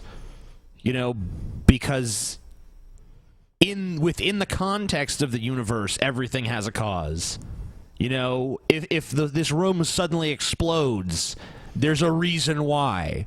It didn't just explode for no reason. Yeah, it could have been like a natural gas explosion. Sure, or someone planted a bomb, the gas explodes, there's a pocket of fucking swamp gas, or, you know, some shit happened. There's a reason why. But that doesn't necessarily mean there's a reason why the Big Bang happened. Because that's not an event taking place within the universe. That's the inception of the universe. And if you actually read people like Stephen Hawking, you know, he talks about how before, quote-unquote, the Big Bang, it's a timeless state. You know, because time itself was created in the Big Bang. That's beyond my ability to think about as a human being. I can't grasp that concept, but it can be demonstrated and it can be tested. So to say that there must be a cause for that, it doesn't really make sense. You're applying the rules of the universe to a pre-universe state. Drink your dad's sperm. It's good and it's nutritious. Drink your daddy's nutritious sperm. Planned Parenthood actually hands out pamphlets teaching kids how to drink their dad's sperm. Did you know that, Ben? Well, I mean, if your dad's just keeping a bottle of sperm in the fridge. Hey, kids, you know that bottle of sperm your dad keeps in the fridge next to the eggs? It's got nutrients. You know, there's protein in there. Yeah, that was that one guy's argument. It was like, oh, well, if you don't believe in God, you might as well do it. Yeah, might as well. You know, it's got nutritional value to it. Well, if you create the universe, it can't be part of the universe. Because if it's part of the universe, then that would mean the universe existed and didn't exist at the same time. Does that make sense? No. That's just crazy. Can Abu Bakr exist and not exist at the same time? Don't make no Although sense. we may want him not to exist. Yeah, that shit doesn't make sense. You know what does make sense? Some guy just existing for all time that just like, you know what? Universe. Boom. I made that. You know why? I'm God. I was bored. He talks a lot. Got tired of just floating around So there's listlessly that. in the void. It must be one. Because they're knocking on the door. We don't assume there's Manchester United football team behind the door, right? We say it's one person, isn't it? Yeah. It's the most logical explanation. We know he must be all powerful. Why would I create a grain of sand? If I hear a knock on the door, I don't start positing the number of people I think are there. I mean, that's just a totally unknown. The whole universe, right? Yeah. And we know it must be uncreated. Because some people say, well, who created God? What? How would you know that he's not created? How? Let's hear this logic. Be uncreated. Why? Why? Yes. But let me give you an example. Say I want to shoot you, yeah? Yeah. Right. Good style like this, yeah? Yeah? Hackney style. But before I could shoot, I have to ask Abu Bakr for permission. Hackney style. Abu Bakr, can I shoot the geezer? He says, wait, I need to ask someone behind me to shoot. And that guy has to ask permission too. If that goes on forever, could I shoot you? No. Impossible. Exactly the same thing with the universe. The question of... Wait, but what if there's an eternal thing? And besides, I mean, like, saying that God has a creator doesn't mean there's an infinite chain of creators. They could easily just not stop at God. If you say there's a God, then there could be God's God, and then God's God, and maybe that's the last God. That's the uncreated being. So maybe then you would say that's the true God. But what if that's not the God that created the universe and is sending you to heaven one day? Saying who created God is equivalent of saying there is no creation. Because you need a final point. Because if it went on forever, we would never have creation in the first place. Wow. Makes perfect sense, guys. So look what we've just done, just very simply. We've said there's a cause for the universe. It must be one, powerful, and uncreated. Man, these stupid atheists just don't get this easy shit, you know? It's so fucking obvious. It's just the easiest thing. There must be a creator, because, you know, if there wasn't, then there couldn't be a universe, and we know that there's no creator of the creator, because if there were, then, you know, the creator would always be asking the people above him, like, can I do this? Can I do this? And he'd never get anything done, because he'd just be going up the causal chain of gods. Wow. Atheism defeated. No fucking logical problems with this shit at all. That's exactly what the Quran says. قُلْ هُوَ اللَّهُ أَحَدٌ Allahu Samad, lam yalid wa lam yulad wa lam yakul lahu kufuwan ahad. Say God is one, unique, eternal, self-sufficient. He begets not, nor was he begotten. He's uncreated, and there is nothing like him. He's immaterial. He's outside of the universe. Yeah. So just I agree that God is immaterial. That's the first point I agree on. Using our aql in Islam is our intellect, reflection, as the Quran always tells us to reflect. He uses the word yatafakkarun, for those who reflect, because the Quran is for reflecting human beings. So when we come to the conclusion that there must be a God. For me, I think that's irrefutable evidence there. Yeah. We could even go slowly through it again, because they were very basic concepts, weren't they? Yeah. So there's evidence for it. Mm. Wow, yeah, such evidence. It's just overwhelming, magnificent evidence. I don't know how any atheist could even exist. Because this guy, Ben, has demonstrated easily that there is a God. Perfectly. I'm sorry I missed it. Yeah, I'm a believer now because it's flawless. There's no way to argue with it. You're a God believer. I'm a God believer. I gotta go to the bathroom. All right. TJ is now going to the bathroom. Stop the press. It may take anywhere between 2 minutes and 2 hours for TJ to complete elimination. evidence for it. And then what I would say now is God an absentee landlord? He just give you the keys and will go away. No, how could we apply something to God that we never apply to ourselves? I got a BlackBerry, right? What came with my BlackBerry? A manual came with my BlackBerry. Human beings made this, and they made the manual. So we make manual for things. We're saying God wouldn't give us guidance? We're actually being something lesser for the being that... Why would God need to have humans write the manual for him? You know, if it's so easy for God to do just whatever the fuck he wants, why isn't God continuing to guide us? Well, you know, why do we have to depend on a book that was written thousands of years ago for guidance from God? Or why isn't it just programmed into us? Create the whole universe? No. We must be chiefs if we think that, man. We must be crazy.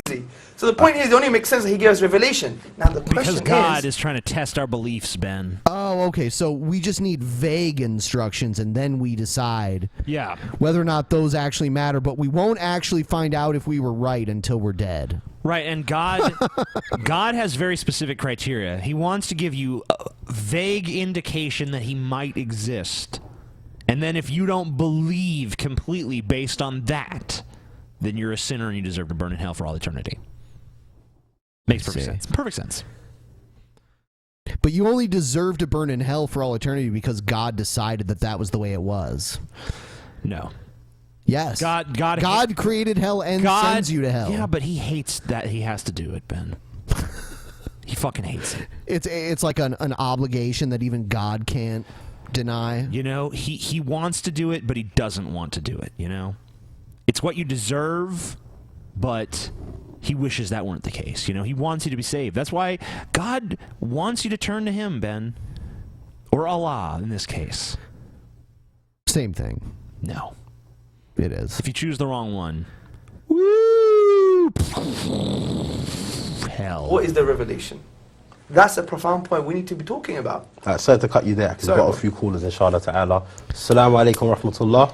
Wa alaikum salam. My name is Ikra and I'm calling from London. MashaAllah. MashaAllah, Hamza, you're an inspiration. Did they say martial law? Martial law.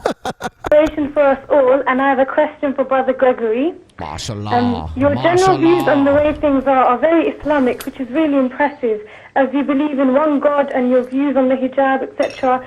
And I'm just intrigued to ask you, what is holding you back from being a Muslim? And do you see yourself as being one? I'm not ignorant to the idea. I mean, I'm slowly learning. I'm not gonna lie, I don't know a lot about the religion. I wouldn't say 100% I feel that I'm going to convert, but even though, like, for example, he's given me very good evidence to suggest there's a God. Yep. Very good evidence. Wow, I feel bad for this guy. You know, there's good evidence, Ben. You know, he's being persuaded by the good evidence. You don't need no smarmy, condescending white people like us to come and spit on his shit. You know, he knows what's what. He knows what's fucking what. He's sitting there. He's heard the logic. He's a smart guy with an analytical mind, and you can't pull one over on him. I see. But sometimes you have to believe something 100%. Just to be sure, man. Me, I'm quite doubtful about anything. I'm so indecisive about everything. I go in the shop, I don't know what to buy. So for me, maybe more than the average person, it might take a bit longer to be 100% sure of what path I want to take. I mean, I understand that obviously you shouldn't really take long. God ain't gonna wait forever, motherfucker. You just shit or get off the fucking pot. God's sitting up there like, I ain't got time for this shit. Let's kill this motherfucker now. Send him right to hell. That's why you need to make a quick decision. Snap judgment. What do you believe? What kind of God do you worship? And if it's no God at all, you might as well just go straight to hell now. Life is promised to every man at the end of the day. Do you know what I mean? So obviously I want to try and find the right path as quick as possible. I mean, that's what I'm trying to do. I'm young, I'm just trying to learn. And, you know, hopefully find the right path, really. I hope he will. Yeah. All right. So, let's see here.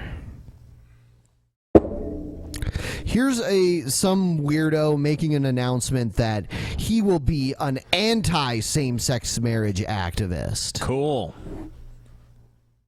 None of those. This is John Siddle. I'm just back doing a short video, probably 2 or 3 minutes, a test video with a friend of mine. The time now is about 9:15, 21:15. On the 29th of July 2015.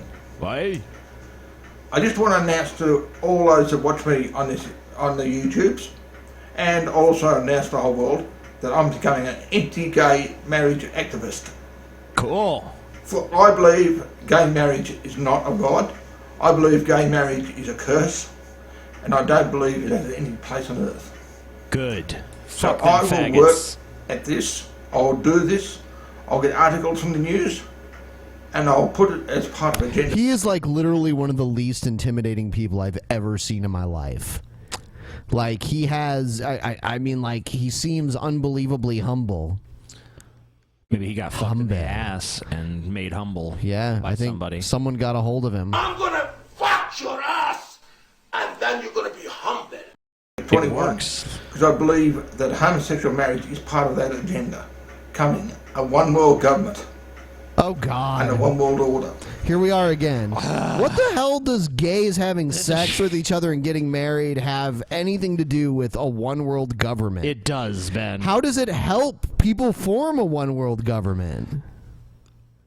It's easy, Ben. Step 1, let gays marry. Step 2, Step 3, one world government. Hold on. What was step 2?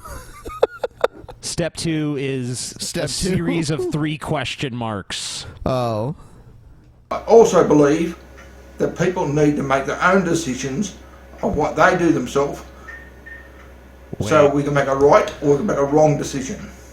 So that kind of contradicts the other thing you're saying. By the way, people in the chat room that are mentioning this, the VeganGains video is coming up. It's coming up. You have to keep watching. And you have to hit the like button. Maybe we won't even do the VeganGains video if we don't get enough likes. How many likes do we have now? Let's see. 1,790 something. Yeah. And we have 3,000 live viewers. So there should be 3,000 thumbs up then. There should be. If we're gonna do that if we're gonna listen to that VeganGains person, we need more thumbs up. More thumbs up, stat! What's the number you want to put it at? I don't know. We'll say 3,000 and see where it goes. Give us a thumbs up and we will play the VeganGains video and our rebuttal. Hit the like button, bitches. Like it. You know you like it, bitches. You know you like it. I like what this guy is doing with his tongue right now. He's like, nigga, I can get this strawberries in my mouth. fucking gays. I like his glasses and his fedora. So right now we're at 2,079.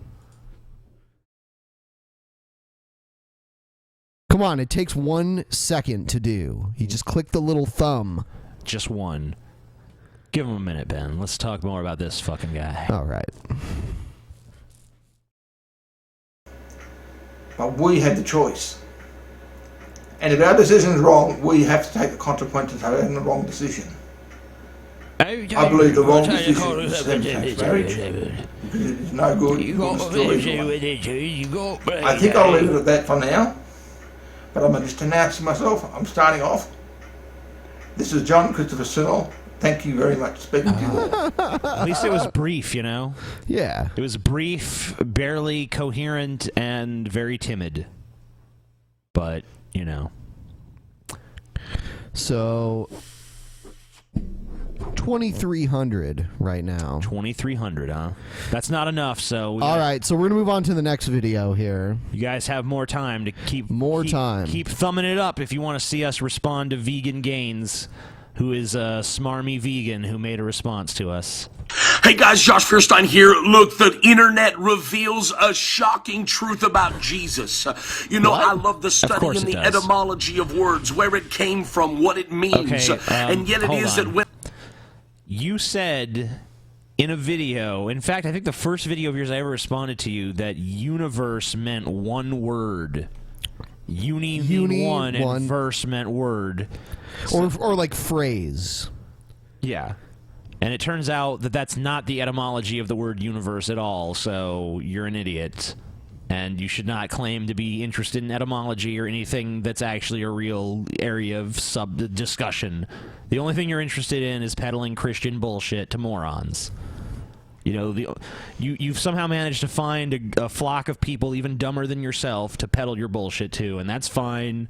That's wonderful. That's great. But don't pretend that you have any interest in etymology, because you don't. And I go to synonym.com. Synonym is a word that is likened unto another word. It is similar. It is a synonym. And so I go to synonym.com and I can type in dog. Cinnamon.com and I eat cinnamon. I eat Delicious. Cinnamon Toast Crunch. Take the synonym challenge. Synonym Toast Crunch. Synonym Toast Crunch. Yummy. Jesus Christ, man. Sounds delicious. Yeah. And it says canine. It says puppy. Why? Because they're similar words. Words that you can compare to a dog. I go and I type in cat and it says feline. It also says pussy. tabby. Why? Because they're words that are similar to a cat. But check this out. When I type in Jesus, look at what it says. There are no synonyms for Jesus. Why? Because it's a proper noun. Right. Yes. Because it's a proper noun. And there are many things labeled as Jesus or Jesus. Yeah, I mean, if you typed in TJ, you're not going to find any synonyms for that either. Or Josh. Yeah, you wouldn't find any synonyms for Josh. Yeah, wasn't that his name? Jesus. Yeah. Yeshua. It's a proper noun, so there are no synonyms. You can't compare anything to Jesus because he's the King of Kings and the Lord of Lords, the Almighty God, the everlasting Father. He must have been hanging out with James Hetfield or something. The great I am, the Alpha, the Omega, the beginning, the end, the author, the finisher of our faith. He is alive. Couldn't they list all that as synonyms then? Like, shouldn't Alpha and Omega and Master of Faith and all this other shit be in the synonyms? No. Okay. That's not a synonym. Okay. It's a cinnamon. Of the tribe of Judah. He is the lamb slain from the foundation of the world. I want you to know today that if you've never given Jesus a try, it's about time, because there's nothing or anybody or anything that is like him. If you agree with me, will you take a moment and will you share this video? Sure. Because I'm there's sharing it somebody with the today DP that audience needs now. to try Jesus. So I challenge you to share the video, like and comment below. And if you're not my friend already on Facebook, how do you try Jesus?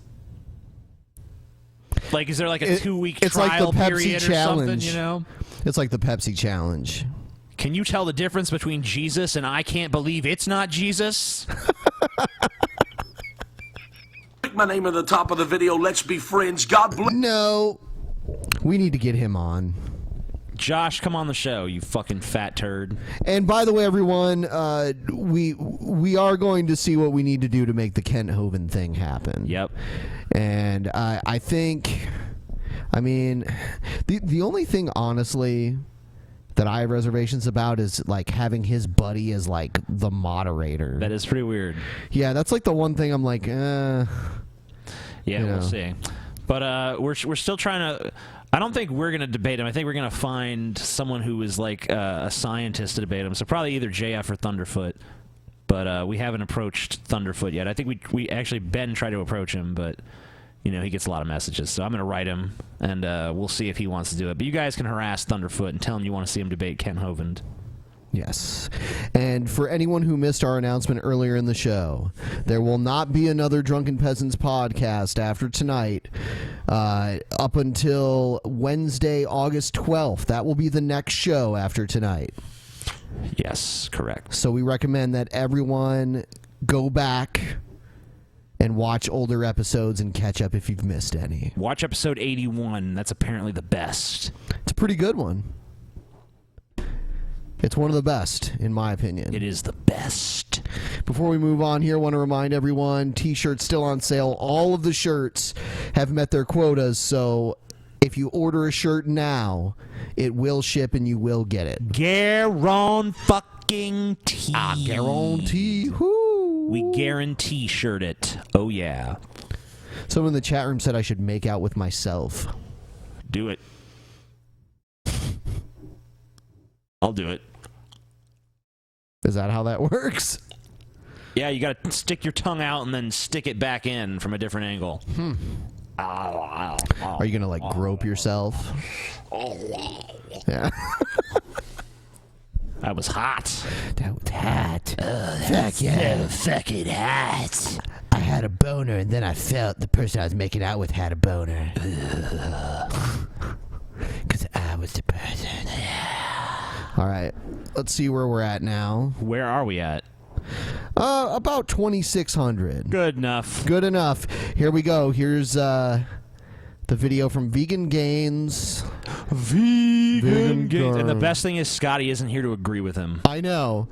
Because Scotty be like, yeah, that guy's right. He's right, guys. I've watched a lot of his videos. A lot of them are very, all very it takes is a documentary, and Scotty's like the fucking militant vegan soldier fighting for the cause of veganism. Oh my God, veganism is so right. Yeah. But he's not even vegan though, so it doesn't make sense. I know. I mean, he like kind of avoids like dairy and animal products, but really not totally. So I don't know. He's full of shit. You're full of shit, Scotty. Piece of garbage. Pray to Satan, pray to Satan, pray to Satan. For those of you who don't know, the Amazing Atheist, also known as TJ, is a fellow YouTuber who is, of course, atheist, and he often discusses religion, politics, and science on his YouTube channel. And I wanted to make this video today not only for TJ, but to also show his fans that veganism is a necessary lifestyle choice if you consider yourself an ethical person and a critical thinker who cares about the overall well-being of the planet, but also wants to contribute to the social and scientific progress of humanity. Oh, God. Suck a dick. So how do you feel about that so far? Yeah, I always love when people say, like, you know, if you don't agree with me ideologically, you're really not a rational person or smart or interesting or compelling. Or, you know, you're really kind of a piece of shit that wants to see the world burn. The first reason TJ should go vegan is for climate change and water. TJ has said in many videos that he's concerned about global warming, and he often criticizes climate change deniers, and he's also shared his concerns with the availability of clean drinking water. Yep. 99.84%. I like he put the banana background there for you. I like it. I wonder if he's watched the video. He's very VeganGains. Of course he is. My butt is vegan, so of our scientific going in papers there. on the subject Hold on, you want meat in there? Well, you know, if it's still alive. are telling us that global warming is real, and almost all of them Fucking are saying science. that we are the cause. Lack of clean drinking water kills more people each year than all forms of violence, including war. 800 million people Shut up, on this TJ. planet do not have access Condescending to liberal clean pussy. drinking water at all. According to a 2006 United Nations study, cattle rearing alone generated more greenhouse gas emissions than cars, with animal agriculture accounting for 18% of total greenhouse gas emissions, with a more thorough 2009 World Watch study showing that animal agriculture accounts for... I do want to say something. There are people in the chat room that are saying that this guy's scrawny, but honestly, he actually is pretty ripped. I have seen like pictures of him like lifting weights, and he is in pretty good shape. Oh, come on, Ben. Tell him the real reason. You and this guy hooked up one night, and you. Oh my God. No, man. Oh, sorry. I didn't know it was like that secret. Okay. Yeah, you know, But it was you a long felt- time ago. I was visiting Canada, you know. Ben like was all feeling up his taut, muscular body. Fuck yeah, all Ripley. Ooh, Ripley biceps. 51% of total greenhouse gas emissions. And for comparison, His all semen transportation tastes like systems broccoli. combined only account for 13% of emissions. You absolutely blast people, calling them completely fucking retarded for denying climate change. Well, the best thing you can do to reduce your global warming impact is to stop eating meat, dairy, and eggs. I already If you're stopped going to eating claim meat, that global so warming fuck is such a you. huge issue, then you have to be an example for your millions of followers and get them to make meaningful lifestyle changes. Did That's he up to say them. seek? Oh, hold on. Seek out. Along Seek out. So he felt the need to play us making fun of his accent. Yeah. With being such a huge contributor to global warming, the animal products industry also wastes a tremendous amount of water. It can take 2,400 gallons of water to make just 1 pound of meat, but it only takes 25 gallons to make just 1 pound of wheat. And it can take up to 2,000 gallons of water to make just 1 gallon of milk. Again, if you really do think these are serious problems and you want to do something about it, then veganism is clearly the best form of action, and you should be bringing this to the attention of your viewers and leading by example. The second reason TJ should go vegan is because he is against senseless violence. He often criticizes religious... You are against senseless violence, TJ. You're against it. I mean, the stuff about, like, the environment and the water resources and shit, I mean, there's like tons and tons and tons and tons of stuff that we're doing that contributes to all that. I mean, the meat industry is part of it, but there's plenty of other industries that are fucking up the environment royally. And I use most of their goods and services, just like most people do. You know, reform really, sadly, is not going to come from individuals making the right decision. It's going to have to come through some sort of, you know, Thomas Hobbes, Leviathan-style intervention and regulation. Extremists for killing in the name of their god, well, TJ is committing murder with virtually every single meal he eats. And if you're going to criticize Muslims or Christians for committing mass murder... I don't know. I don't think he does. I don't know if he's up on all that. I mean, I'm not a vegan, but I'm a vegetarian. But not for any of the reasons he's describing. For totally, like... selfish. Yeah. Well, I mean, one of it's to impress a girl. Yep. That was, like, the beginning of it all. Yep. In the name of their god, then it doesn't make much sense for you... When we got back from Europe, I was vegan for, like, 30 days. I like, you know...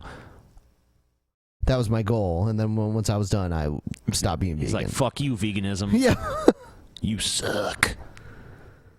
But these chickens and shit, you know, I'm not, like, in favor of factory farming conditions or anything like that, but at the same time, I don't consider that an act of murder to kill a chicken. Right. I mean, I don't consider a chicken and a human being to be on the same level. I think as far as regulations go with farming, you know, we could work to eliminate, you know, the conditions that the animals live in, but that doesn't necessarily have anything to... I mean, I highly doubt that we're just going to... everyone's going to become vegan someday and the meat industry is just going to be totally gone. I think a better plan of action towards this would be to push for stronger regulation on how livestock are treated. Right, and also just to encourage people to not totally give up meat, but to just maybe limit it in their diet. Because, I mean, one thing I'll tell you is, like, you know, since I became a vegetarian, I've had a few, like, cheats here and there where I've eaten some meat. But you really realize kind of how, like, terribly unnecessary so much of the meat we eat on a constant day-to-day basis is.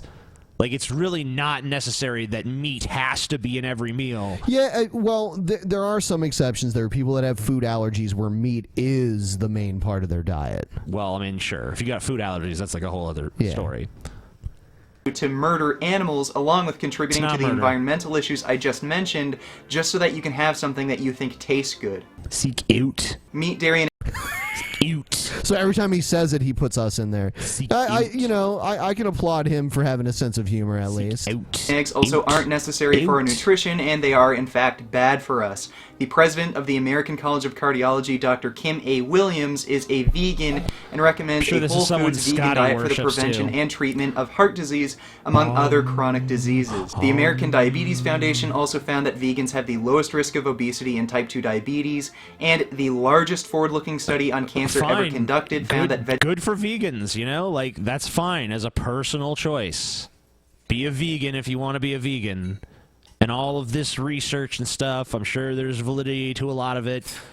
That's fine. People should be able to make their personal choice. If they want to become vegans, they can become vegans. But they shouldn't be browbeaten into being vegans because it's the only choice. And anyone who makes any other choice is bad. and deserves to be spanked because they're naughty. Vegetarians have the lowest risk of all cancers combined, and those following a vegan diet have blood that is 8 times less hospitable to cancer cells compared to those following a standard American diet. There is absolutely no justification to consume animal products. It is one of the main contributing factors to global warming. It wastes water, it is undeniably cruel, and it even destroys your own health. And others in the atheist community, including Richard Dawkins, recognize how illogical and immoral it is to consume animal products. I think you have a very, very strong point when you say that anybody who eats meat has a very, very strong obligation to think seriously about it. And I don't find any very good defense. I find myself in exactly the same position as you or I would have been 200 years ago, talking about, 200 years, perhaps a bit longer ago than that, talking about slavery, where somebody like Thomas Jefferson, a man of very sound ethical principles, kept slaves. It was just what one did. I mean, it was the kind of Why are you so societal... convinced that Thomas Jefferson had sound ethical principles? Yeah, maybe he didn't. Who knows? I mean, he was an intelligent individual, and he served... I mean, his role in history is undeniable. He wasn't above fucking his slaves, though. Right. I mean, he wasn't above having slaves to begin with. So, I mean, I don't know if you can really say, like, oh, he's so ethical. I mean, it's almost a guarantee that there are people alive today that are black that were probably descendants of Thomas Jefferson. Sure. You know. Probably so. Yeah. Norm. Well, the historical precedent of slavery, I think, is actually rather a good one, because there was a time when it was simply the norm. Everybody did it. Some people did it with gusto and relish. Other people, like Jefferson, did it reluctantly. I would have probably done it reluctantly, and I'd sort of just gone along with what society does. But I think it's extremely hard. It was hard to defend then, yet everybody did it. And that's the sort of position I find myself in now. And I think what I'd really like to see is people like you having a far greater effect upon, I would call it consciousness raising, really. And try to swing it round so that it becomes the societal norm. How is this any different than... I mean, like, you could take any moral issue and say, you know, this is the new slavery. Like, the people who we were just watching that were going against Planned Parenthood, they could say, you know, these children being indoctrinated to have sex and have abortions and all this stuff and be gay, that's like the new Holocaust. I've heard that comparison, they compared abortion to the new Holocaust, the systematic murder of fetuses. So yeah, I mean, you can always go back and be like, oh, well, this is just like what the Nazis did, or this is just like slavery, or this is just like this other horrible thing that we all agree is bad that we used to do in the past. Not to eat meat. And you might shrug off the personal health benefits of a vegan diet, and I've seen videos of yours where you're smoking, and you say, who gives a shit, who wants to live long anyway? Well, I think you have a responsibility to live long and be healthy. No. Christopher Hitchens had a very similar view on his health as you do, and he drank and he smoked, and look what happened. He died a very slow, painful death, but worst of all, he's not around anymore. Hey, if you actually, watch the interviews where he's, sitting there dying, they ask him, straight up, do you wish you hadn't smoked and drank and did all the stuff you did? And he's like, no, I don't take any of that back. I lived the way I wanted to live, and now I'm dying. I'm dealing with the consequences. To promote atheism and put religious fanatics in their fucking place. We've lost one of the smartest, most influential people in the atheist movement, and he could have still been around here today promoting atheism and... Did he say Bean? Bean. But he doesn't have any obligation to be around for you or for atheism, or because he could do so much more. Like, he lived his life the way he wanted to live it. introducing more people to critical thinking if he had taken his health seriously. And you're not in great shape yourself, you're overweight, you smoke, you don't have a good diet, and you're heading down the same road as Christopher Hitchens, and all of your enemies, Christians, Muslims, Jews, or whatever, they want to see that happen, and you're just fulfilling their wish by smoking and eating all of these shitty fucking animal products. They're gonna get their wish eventually regardless of what I do. No, TJ, you need to live until you're 110. You know, the last, like, 20 years of your life. Yeah. I used to be the amazing astronaut on the YouTubes back in the 70s. It was good times. I remember one time I met Richard Dawkins and they sucked his dick. You, as a smart, critical thinker, have a responsibility to take care of your health so that you can speak up against all this fucking bullshit in the world. We really don't need more smart people to fucking die and have them just be replaced by 10 more fucking idiots. So he's kind of kissing your ass and criticizing you at the same time, it seems like. Yeah, but I mean, like, he doesn't understand the value of personal choice. And he obviously feels like, you know, I have some obligation to conduct myself in some particular way because that's what he thinks is the right manner of conduct. He's gotten a lot of heat from the bodybuilding community from, like, you know, a lot of bodybuilders eat very high protein diets. Yes. And he's had some run-ins with some guys that look like that are bodybuilders that look extremely scary. Sure. You know, so I'm one of them. You're one of them. Yeah. Look at that tone. Look at that definition. Oh yeah, look at it. Look how it. Look at it. Oh yeah. And the last reason I think TJ should go vegan is to break free of indoctrination. And a lot of the religious fanatics that TJ criticizes, they've been indoctrinated from a young age to believe in this magical sky wizard and pray and worship to him, and to deny any kind of science, reason, and logic, and to possibly commit horrible acts in the name of their god. Well, TJ has been indoctrinated into carnism, the belief that eating meat, dairy, and eggs is normal and acceptable, but there's It is. It is normal and it is acceptable in our society. Sure, I mean that society, you know, that's not even arguable. There's no brainwashing. I mean, it is normal and acceptable in American society where I live. So, and also I traveled through Europe and it seemed like it was normal and acceptable everywhere I went in Europe as well. Yes, I mean there's even animals. There's different types of meats that you would find there, especially like in Italy and even further east from Italy, like horse that you'll find that people eat. Awesome. nothing fucking acceptable about causing suffering and death, destroying the planet, wasting precious resources, and destroying your own health in the process. If you're against religious indoctrination, which I love how Canadians talk. Against. In the process. In the process, you're against it. In the process. Now get out of here. Brainwashes people and promotes hatred, bigotry, and violence, then you should be against carnist indoctrination, which brainwashes people into thinking that it's acceptable to kill animals and cause the environmental destruction of our planet. Now, with all that said, it's not brainwashing. I mean, it's actually just been part of culture for a long time. I mean, like... yeah, ever since humans needed to eat meat to survive. I mean, there was a time where certain humans lived in places where the earth would freeze over during the winter, and they had to ingest as many calories as they could before food was scarce. Right. I mean, you know, and if you look at, I mean, I'm going back to hunter-gatherers again, but they're called hunter-gatherers. You know, this is how our ancestors lived for the majority of human history. They would hunt animals and eat them. You know, and even if you look at our closest relatives in the animal kingdom, like chimps and bonobos and orangutans and gorillas, these animals don't eat a meat-heavy diet, but they don't avoid it. When they have the chance to eat meat, they will eat it. You know, if you give a chimp a bunny carcass, or even a living bunny that's, like, say, injured, it's not going to nurse the little bunny back to health for the most part. It's going to fucking, you know, rip it apart and eat its flesh.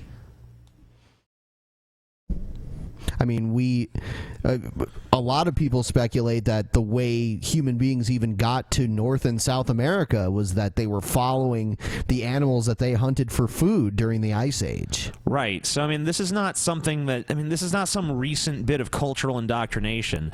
The real problem is the same problem that arises with a lot of industrialization, and that's the fact that our population is so huge and unsustainable that we're just blowing through way too many resources.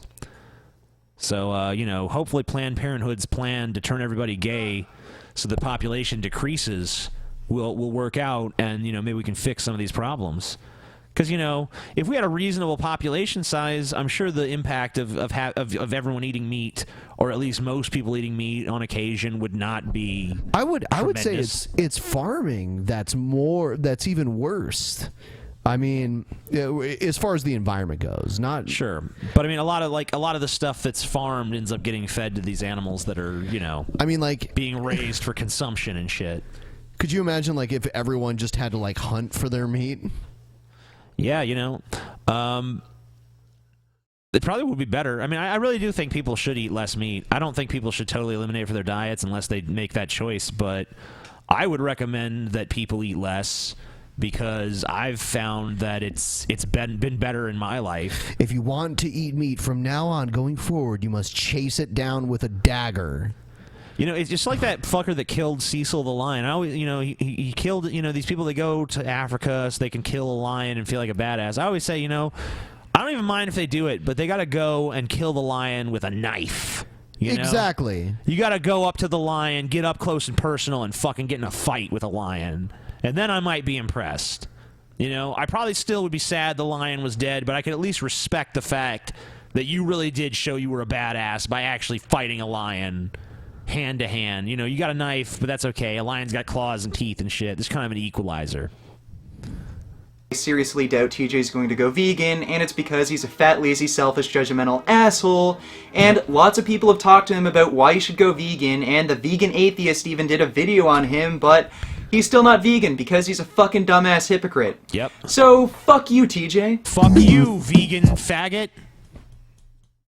You... Vegan faggot.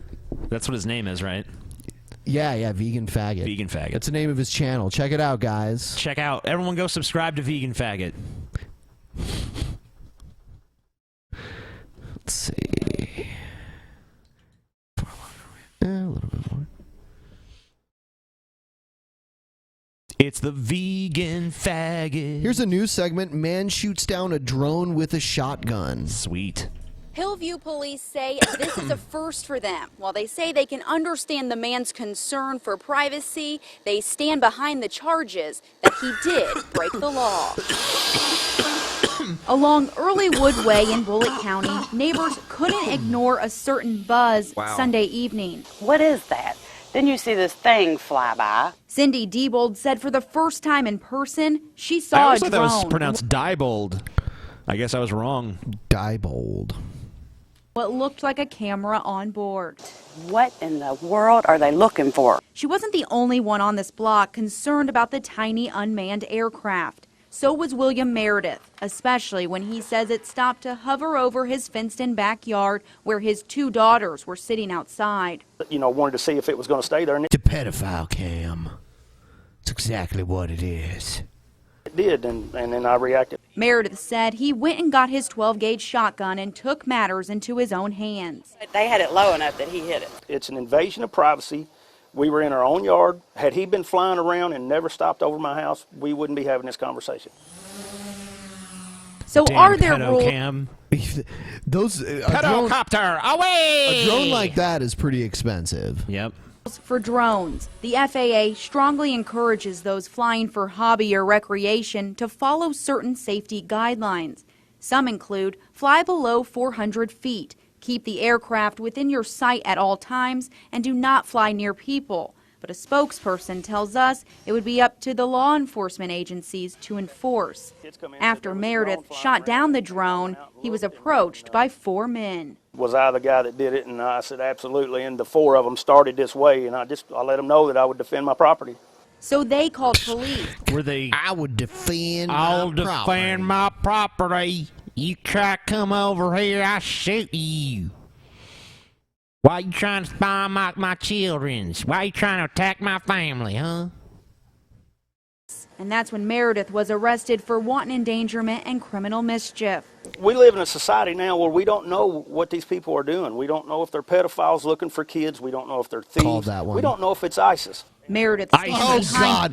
ISIS is using drones bought at like Brookstone at the mall. What does I mean, ISIS give a fuck about your backyard, you stupid twat? ISIS is sitting there in a cave in Afghanistan. You know, it's like Stravo. Yes, these Kakosi.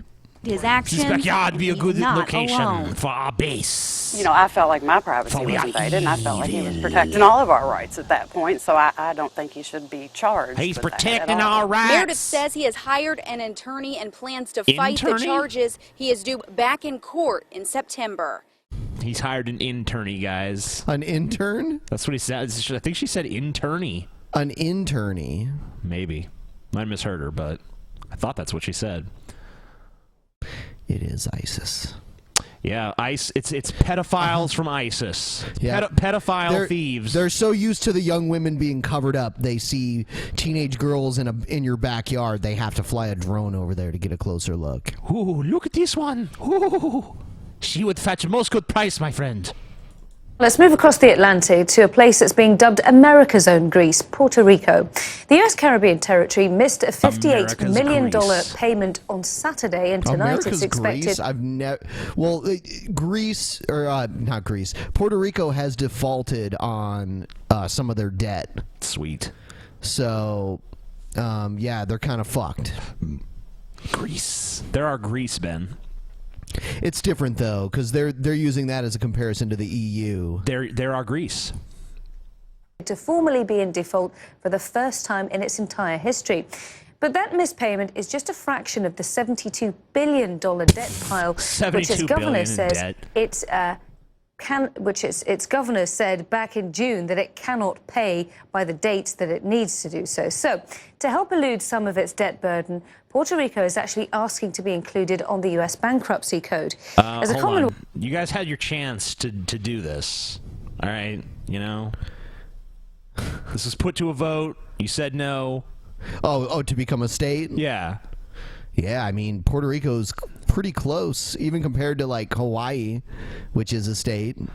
Yeah, you know, Puerto Rico, you know, it's like we offered you the state thing, and you're like, yeah, no. They have a good deal, though. Like, anyone who's born there can move here and be a citizen automatically. Sure. So it's kind of a good deal in some ways. They don't have to be, and they can continue to live there. Should have become a state. Then wealth, you wouldn't have this so problem. not entirely, completely part of the United States in the way some other states are. It is currently barred from bankruptcy protection. That further complicates the issue. Let's cross live now to Los Angeles, California, to speak to Marilyn Cohen. She's the president and CEO of the LA-based Envision Capital Fund, which manages bond portfolios.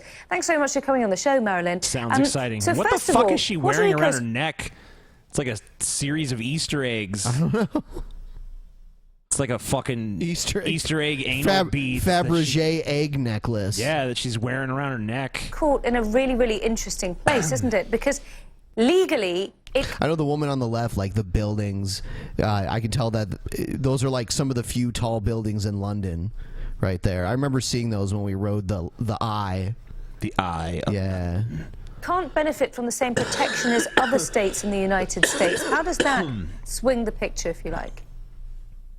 Well, I do think things are going to change. It's a very fluid situation, and Congress is looking at allowing the agencies to begin with in Puerto Rico to file for bankruptcy. So usually Congress only acts when we're at an absolute crisis point in time, and we are there. Congress. States in the United States do not have the ability to file for bankruptcies, but cities and other entities do. So I think Puerto Rico is really in a desperate situation.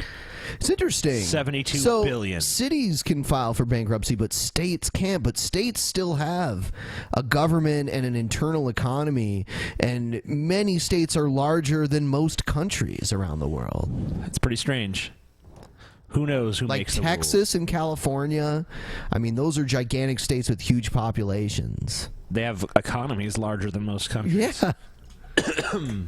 How desperate is that situation? Because if we look at the fact that the economy has been shrinking over the last 10 years, that's much longer than anywhere else in the United States, in terms of, sort of the whole complex situation, it's been racking up debts that have doubled during that time period, and it's also got the problem of a brain drain. So essentially, Puerto Rico has had this coming for a long time, a lot of people will have been saying.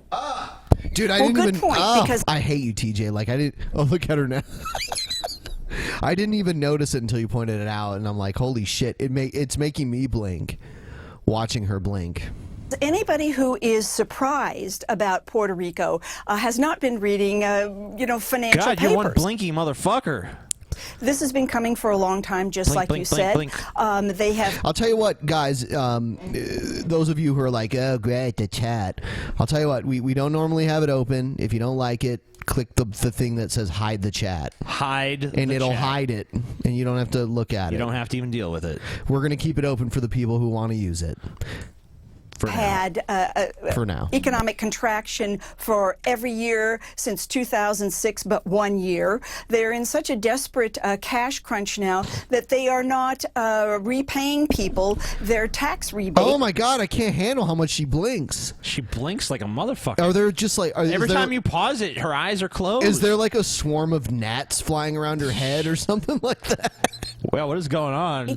They aren't paying some of their vendors, and they have been borrowing not only in the municipal market over the years, but they have been borrowing from Peter to pay Paul from one agency to the other. So I think right now, as we say, the rubber is meeting the road, and I think it's game, set, match. We have to see all of the Puerto Rico debt restructure. This is just the beginning. And the U.S. Treasury has had groups of people coming over there, getting in powwows and talking about how to get things straightened out. But I do not believe that there will be any U.S. aid that is given to Puerto Rico. I think that they're on their own right now. Puerto Rico is like our Greece, Ben.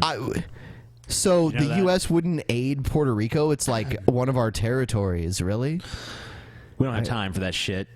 We don't have time for that, Ben. Too busy blinking.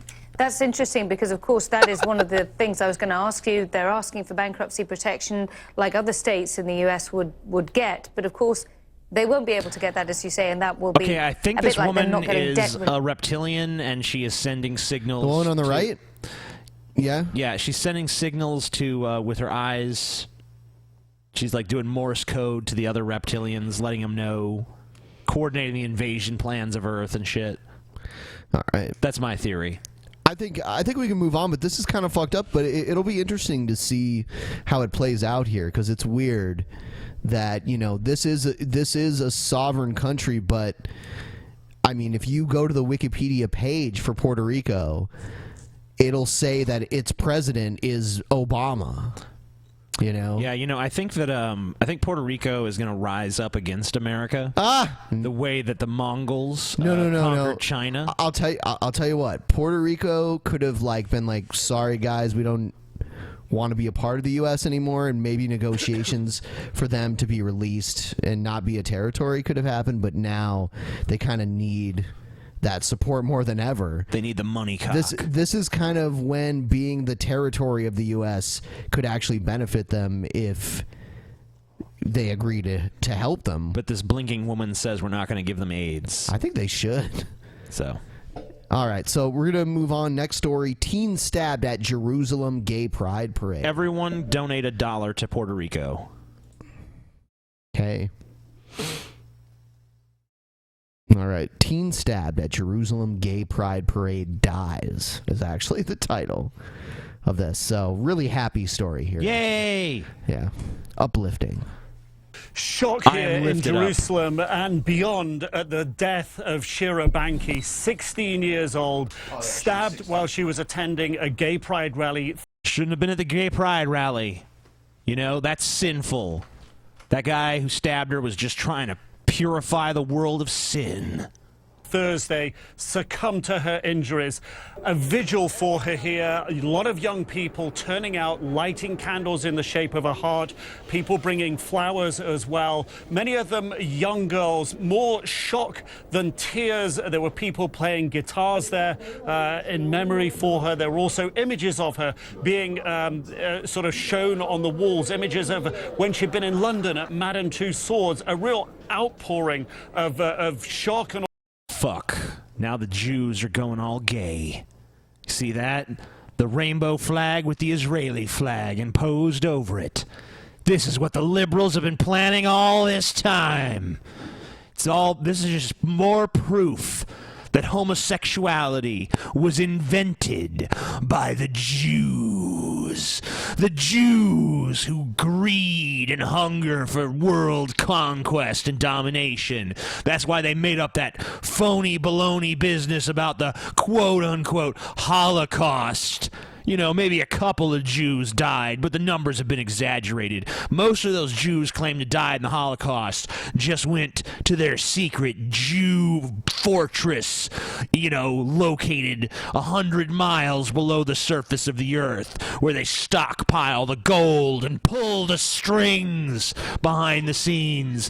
And, you know, and they've created this whole gay lifestyle in order to control the population and bring about the one world Zionist government controlled and run by the Jews. They're gonna turn us gay and then make us their slaves. People, wake up and smell the Jew. Wake up and smell the Jew. Also support for her family, and her family saying in a statement that she was charming, happy, lively and beloved daughter, murdered just because she came to support her friends and any person's right to live their life in their own way. Murdered with no purpose but stupidity, evilness and recklessness. Her life came to an end. And the family made an appeal for less hate and more tolerance in the country. It really has shocked people here that the man because that I'm sure the kind of perpetrated this bigots crime that go had and only stab teenage girls at, you know, at pride parades, that kind of person is really going to be moved to a more moderate position when people just simply call for it in the public square. You know, hey, we need to these homophobes, we got to stop them. You know, the homophobe response to that, fuck you, I'm on the side of God. God is with me. Recently been released from jail for a similar attack 10 years ago. People concerned, how could he have been able to get so close to this rally? So wait a minute, the guy who did this was just released from jail for doing this before? What a cocksucker. Yep. Sense of shock and an outpouring of support for her family. Young people, even people that didn't know her, coming to pay their respects. Nick Robertson, CNN, Jerusalem. Yay. What an uplifting story, Ben. Yeah, I love it. Makes you so happy. Just makes me proud to be part of the human race, you know? Let's see here. Let's see everywhere. All right, one more story before we wrap it up tonight. This is actually a story that's local to us. A man is going to jail for petting a cougar at the Columbus Zoo. About fucking time. Holding his GoPro camera high, Josh Newell sauntered out of court with a new shirt on. Cougar love, make a wild thing purr. He insisted petting zoo cougars and posting the video to YouTube was not an attention grab. Newell said it was an impulse that he just couldn't resist. Come here, kitty. I had 15 views.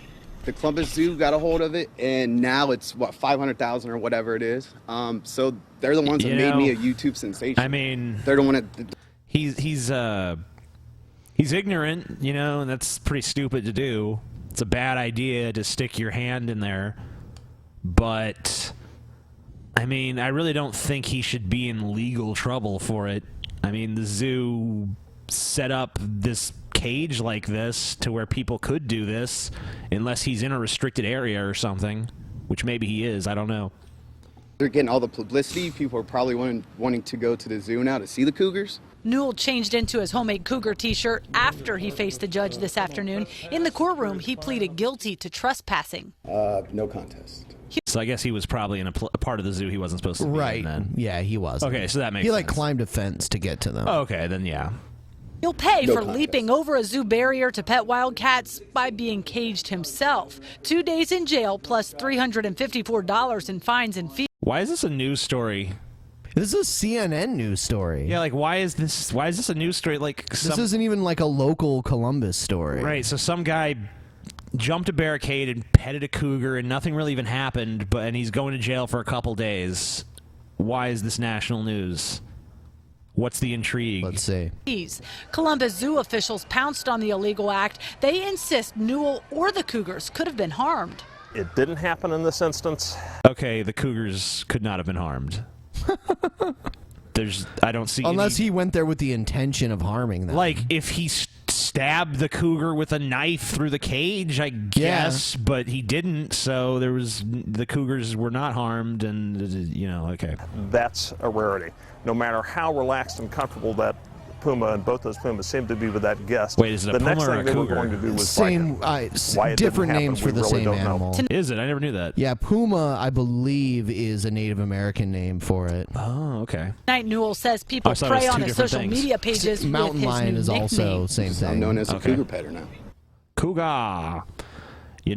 Most people who are known as cougar petters, slightly different thing. Yeah, there are people talking about it. They're like, Demi Moore is hot. Yeah. So I like to pet her cougar. Yeah, fuck yeah. Yeah, that's the pussy I want to pet. You know what I'm saying? That's my kind of cougar. Yeah. So great turnout tonight, actually. Better than our last few shows. Scotty's not coming for another 10 minutes if you want to, play one more. Oh, okay. So Scotty was released. Scotty has not yet been released from captivity at this point. No, he's still.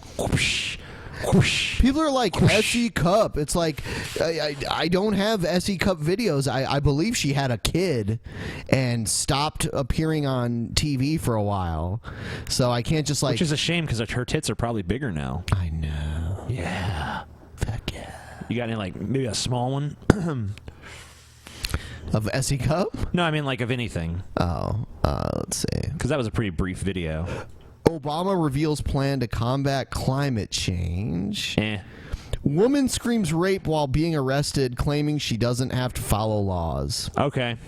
But we told you he's an Article 4 free inhabitant, so he does not have to have a license. This is on recording. Article 4, free inhabitant, pursuant to the Articles of Confederation. You can look it up. It's in the United States Book of Codes. It is your laws you have to follow.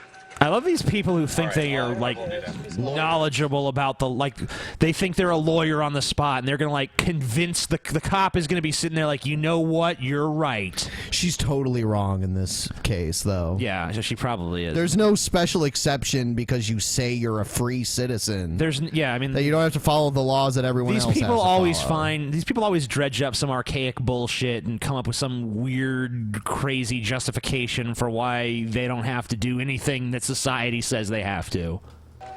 Want to walk you back here? Article 4, free inhabitant, pursuant to the Articles. Does she really think the cop is gonna be like, oh, Article 4 free inhabitant? Oh, you're free to go, sir. Can we undo Someone these said cuffs? it sounds like Meg Griffin. A little bit. Of Confederation. Put the camera down for me. Is that if it records, that's fine. It's Mia but I don't Kunis. want you holding anything. No weapons, no weapons. All right, no. Okay. So what I'm going to ask you to do is the same thing. Can I get out of the car? No, I'm not getting out of the car. All You right. can go get your superior. Well, I am going to tow this car, and you cannot be in the vehicle while I'm towing this vehicle. Well, if you go get your superior, That's not he'll gonna happen right clarify now. that he can be set free because he does not That's have not to have going a to license. happen right now, young lady. So either you're going to come out of the car on your own free will, or I'm going to assist you. I'm going to get out of I love that phrasing. Assist you. This cop must get he sits around thinking of these things. He's like, ooh, and then the next time I'll be like, I'm gonna use the word assist. Oh, I'm gonna assist you onto the ground and assist you with some bruises and lacerations to your face. It's my means of customer service. Protect and serve. That's the service I provide, beating your ass. the car and walk down to that house. No, you are not free to leave right now. Are you saying you have authority over me? Yes, I do. You have proven authority over me. Yes, I do. How did you do that? County of Imperial through the sheriff. You do not have authority over a human being, over a free inhabitant. Do you want? Yeah, read the fucking free inhabitant clause. Article 4, bitch. Little letter C. I can do whatever I want because I'm Little free. letter C. Yep. Subsection D, little letter C, I'm free. Want to argue the point? You need to go look up your I don't laws. have to look at anything right now. What I need to do is get you out of the vehicle. If you have identification, please hand the identification over to me. No. Identify yourself to me. And I'm not going to step out of the vehicle. All right. Well, you know, you are impeding my investigation. You are delaying me, which is a penal code violation in the state of California.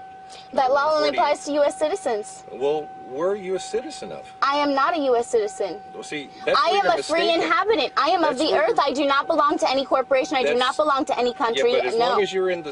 She's a free inhabitant, dude. She doesn't belong to a corporation.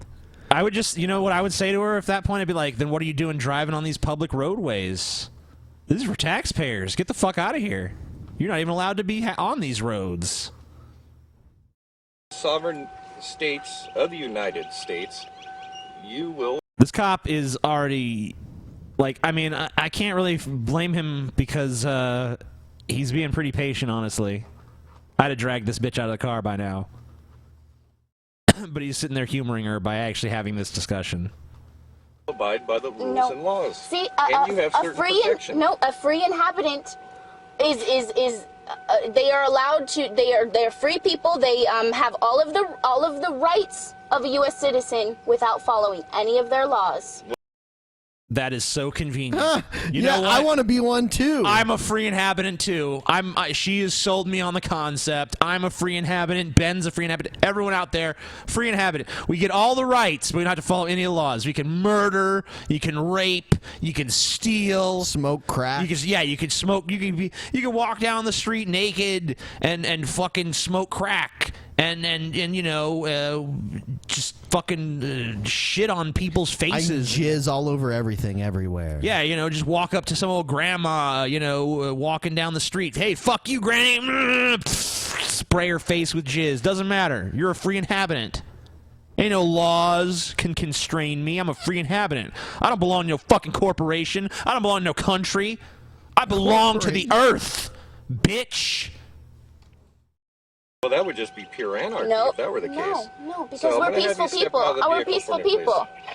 Oh, they have to be peaceful. Sorry, that sucks. Go call them up and ask him, and they'll tell you exactly what I'm talking about. Well, I don't know who. No one is going to tell him that. There's not going to be some higher up person that's like, oh, she's right.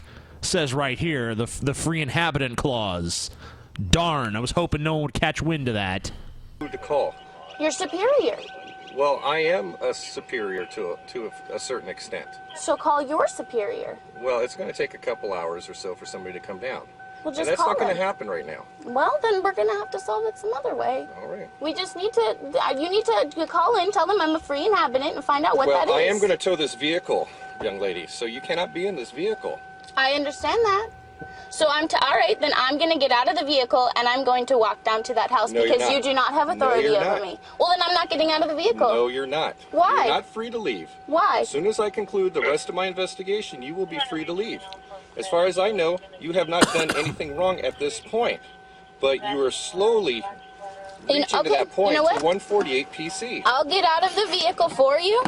I will get out of the vehicle. Voluntarily. She's the bigger person. Even though she's a free inhabitant and she doesn't even have to listen to this fucking joker. she's a free inhabitant. Come on, man. This guy doesn't even know the fucking law. He's what an a idiot. joke. He doesn't know what a free inhabitant What a fucking is. idiot. I'm kidding, Mama. All right, well, you're not free to leave. You're going to take the bag off. No, I'm not. You're going to take the bag off. No, I'm not. Relax your... Hey, you're raping me. This is. Yeah. You're raping me. Nope, it's called being handcuffed. You're raping me. I mean... You are raping this woman, sir. I saw the cop. You know, it was blurry, but you could see his dick was out. When she was jostling the camera around, I got a quick glimpse, and his cock was out, so I'm pretty sure that is what's going on. Rape! This is rape! This is rape! Whoa. taser or something already. God. Oh, God. This is when police brutality is called for. Okay. Relax your arms. It's relaxed. Stop fighting with It's me. relaxed. Stop fighting with me. Stop fighting. All right? I'm not fighting. People keep saying it's Meg Griffin. It's like Mia Kunis does the voice of Meg Griffin. Yeah, is it Mia or Mila? Is it Mila? I mean, maybe it's Mila. Mila? Something like that. She's Ukrainian. Yeah. But I don't think this girl sounds that much like Meg, though. Comparable enough, but, you know. Center 2, 5, 6. I got a bad of X-ray. Here, I'm lifting my arm up. I'm lifting my arm up. Leave your arm right It there. hurt, okay? I told you what I was doing. This is pain compliance, okay? It's not meant to be comfortable. This is Do I have illegal. your attention? This is completely illegal. No! Take my bag off! I can't. You're not putting me in the car. You can wait till you get to Superior. You are not taking my bag off. You can handcuff me with my bag on. You're right. I will.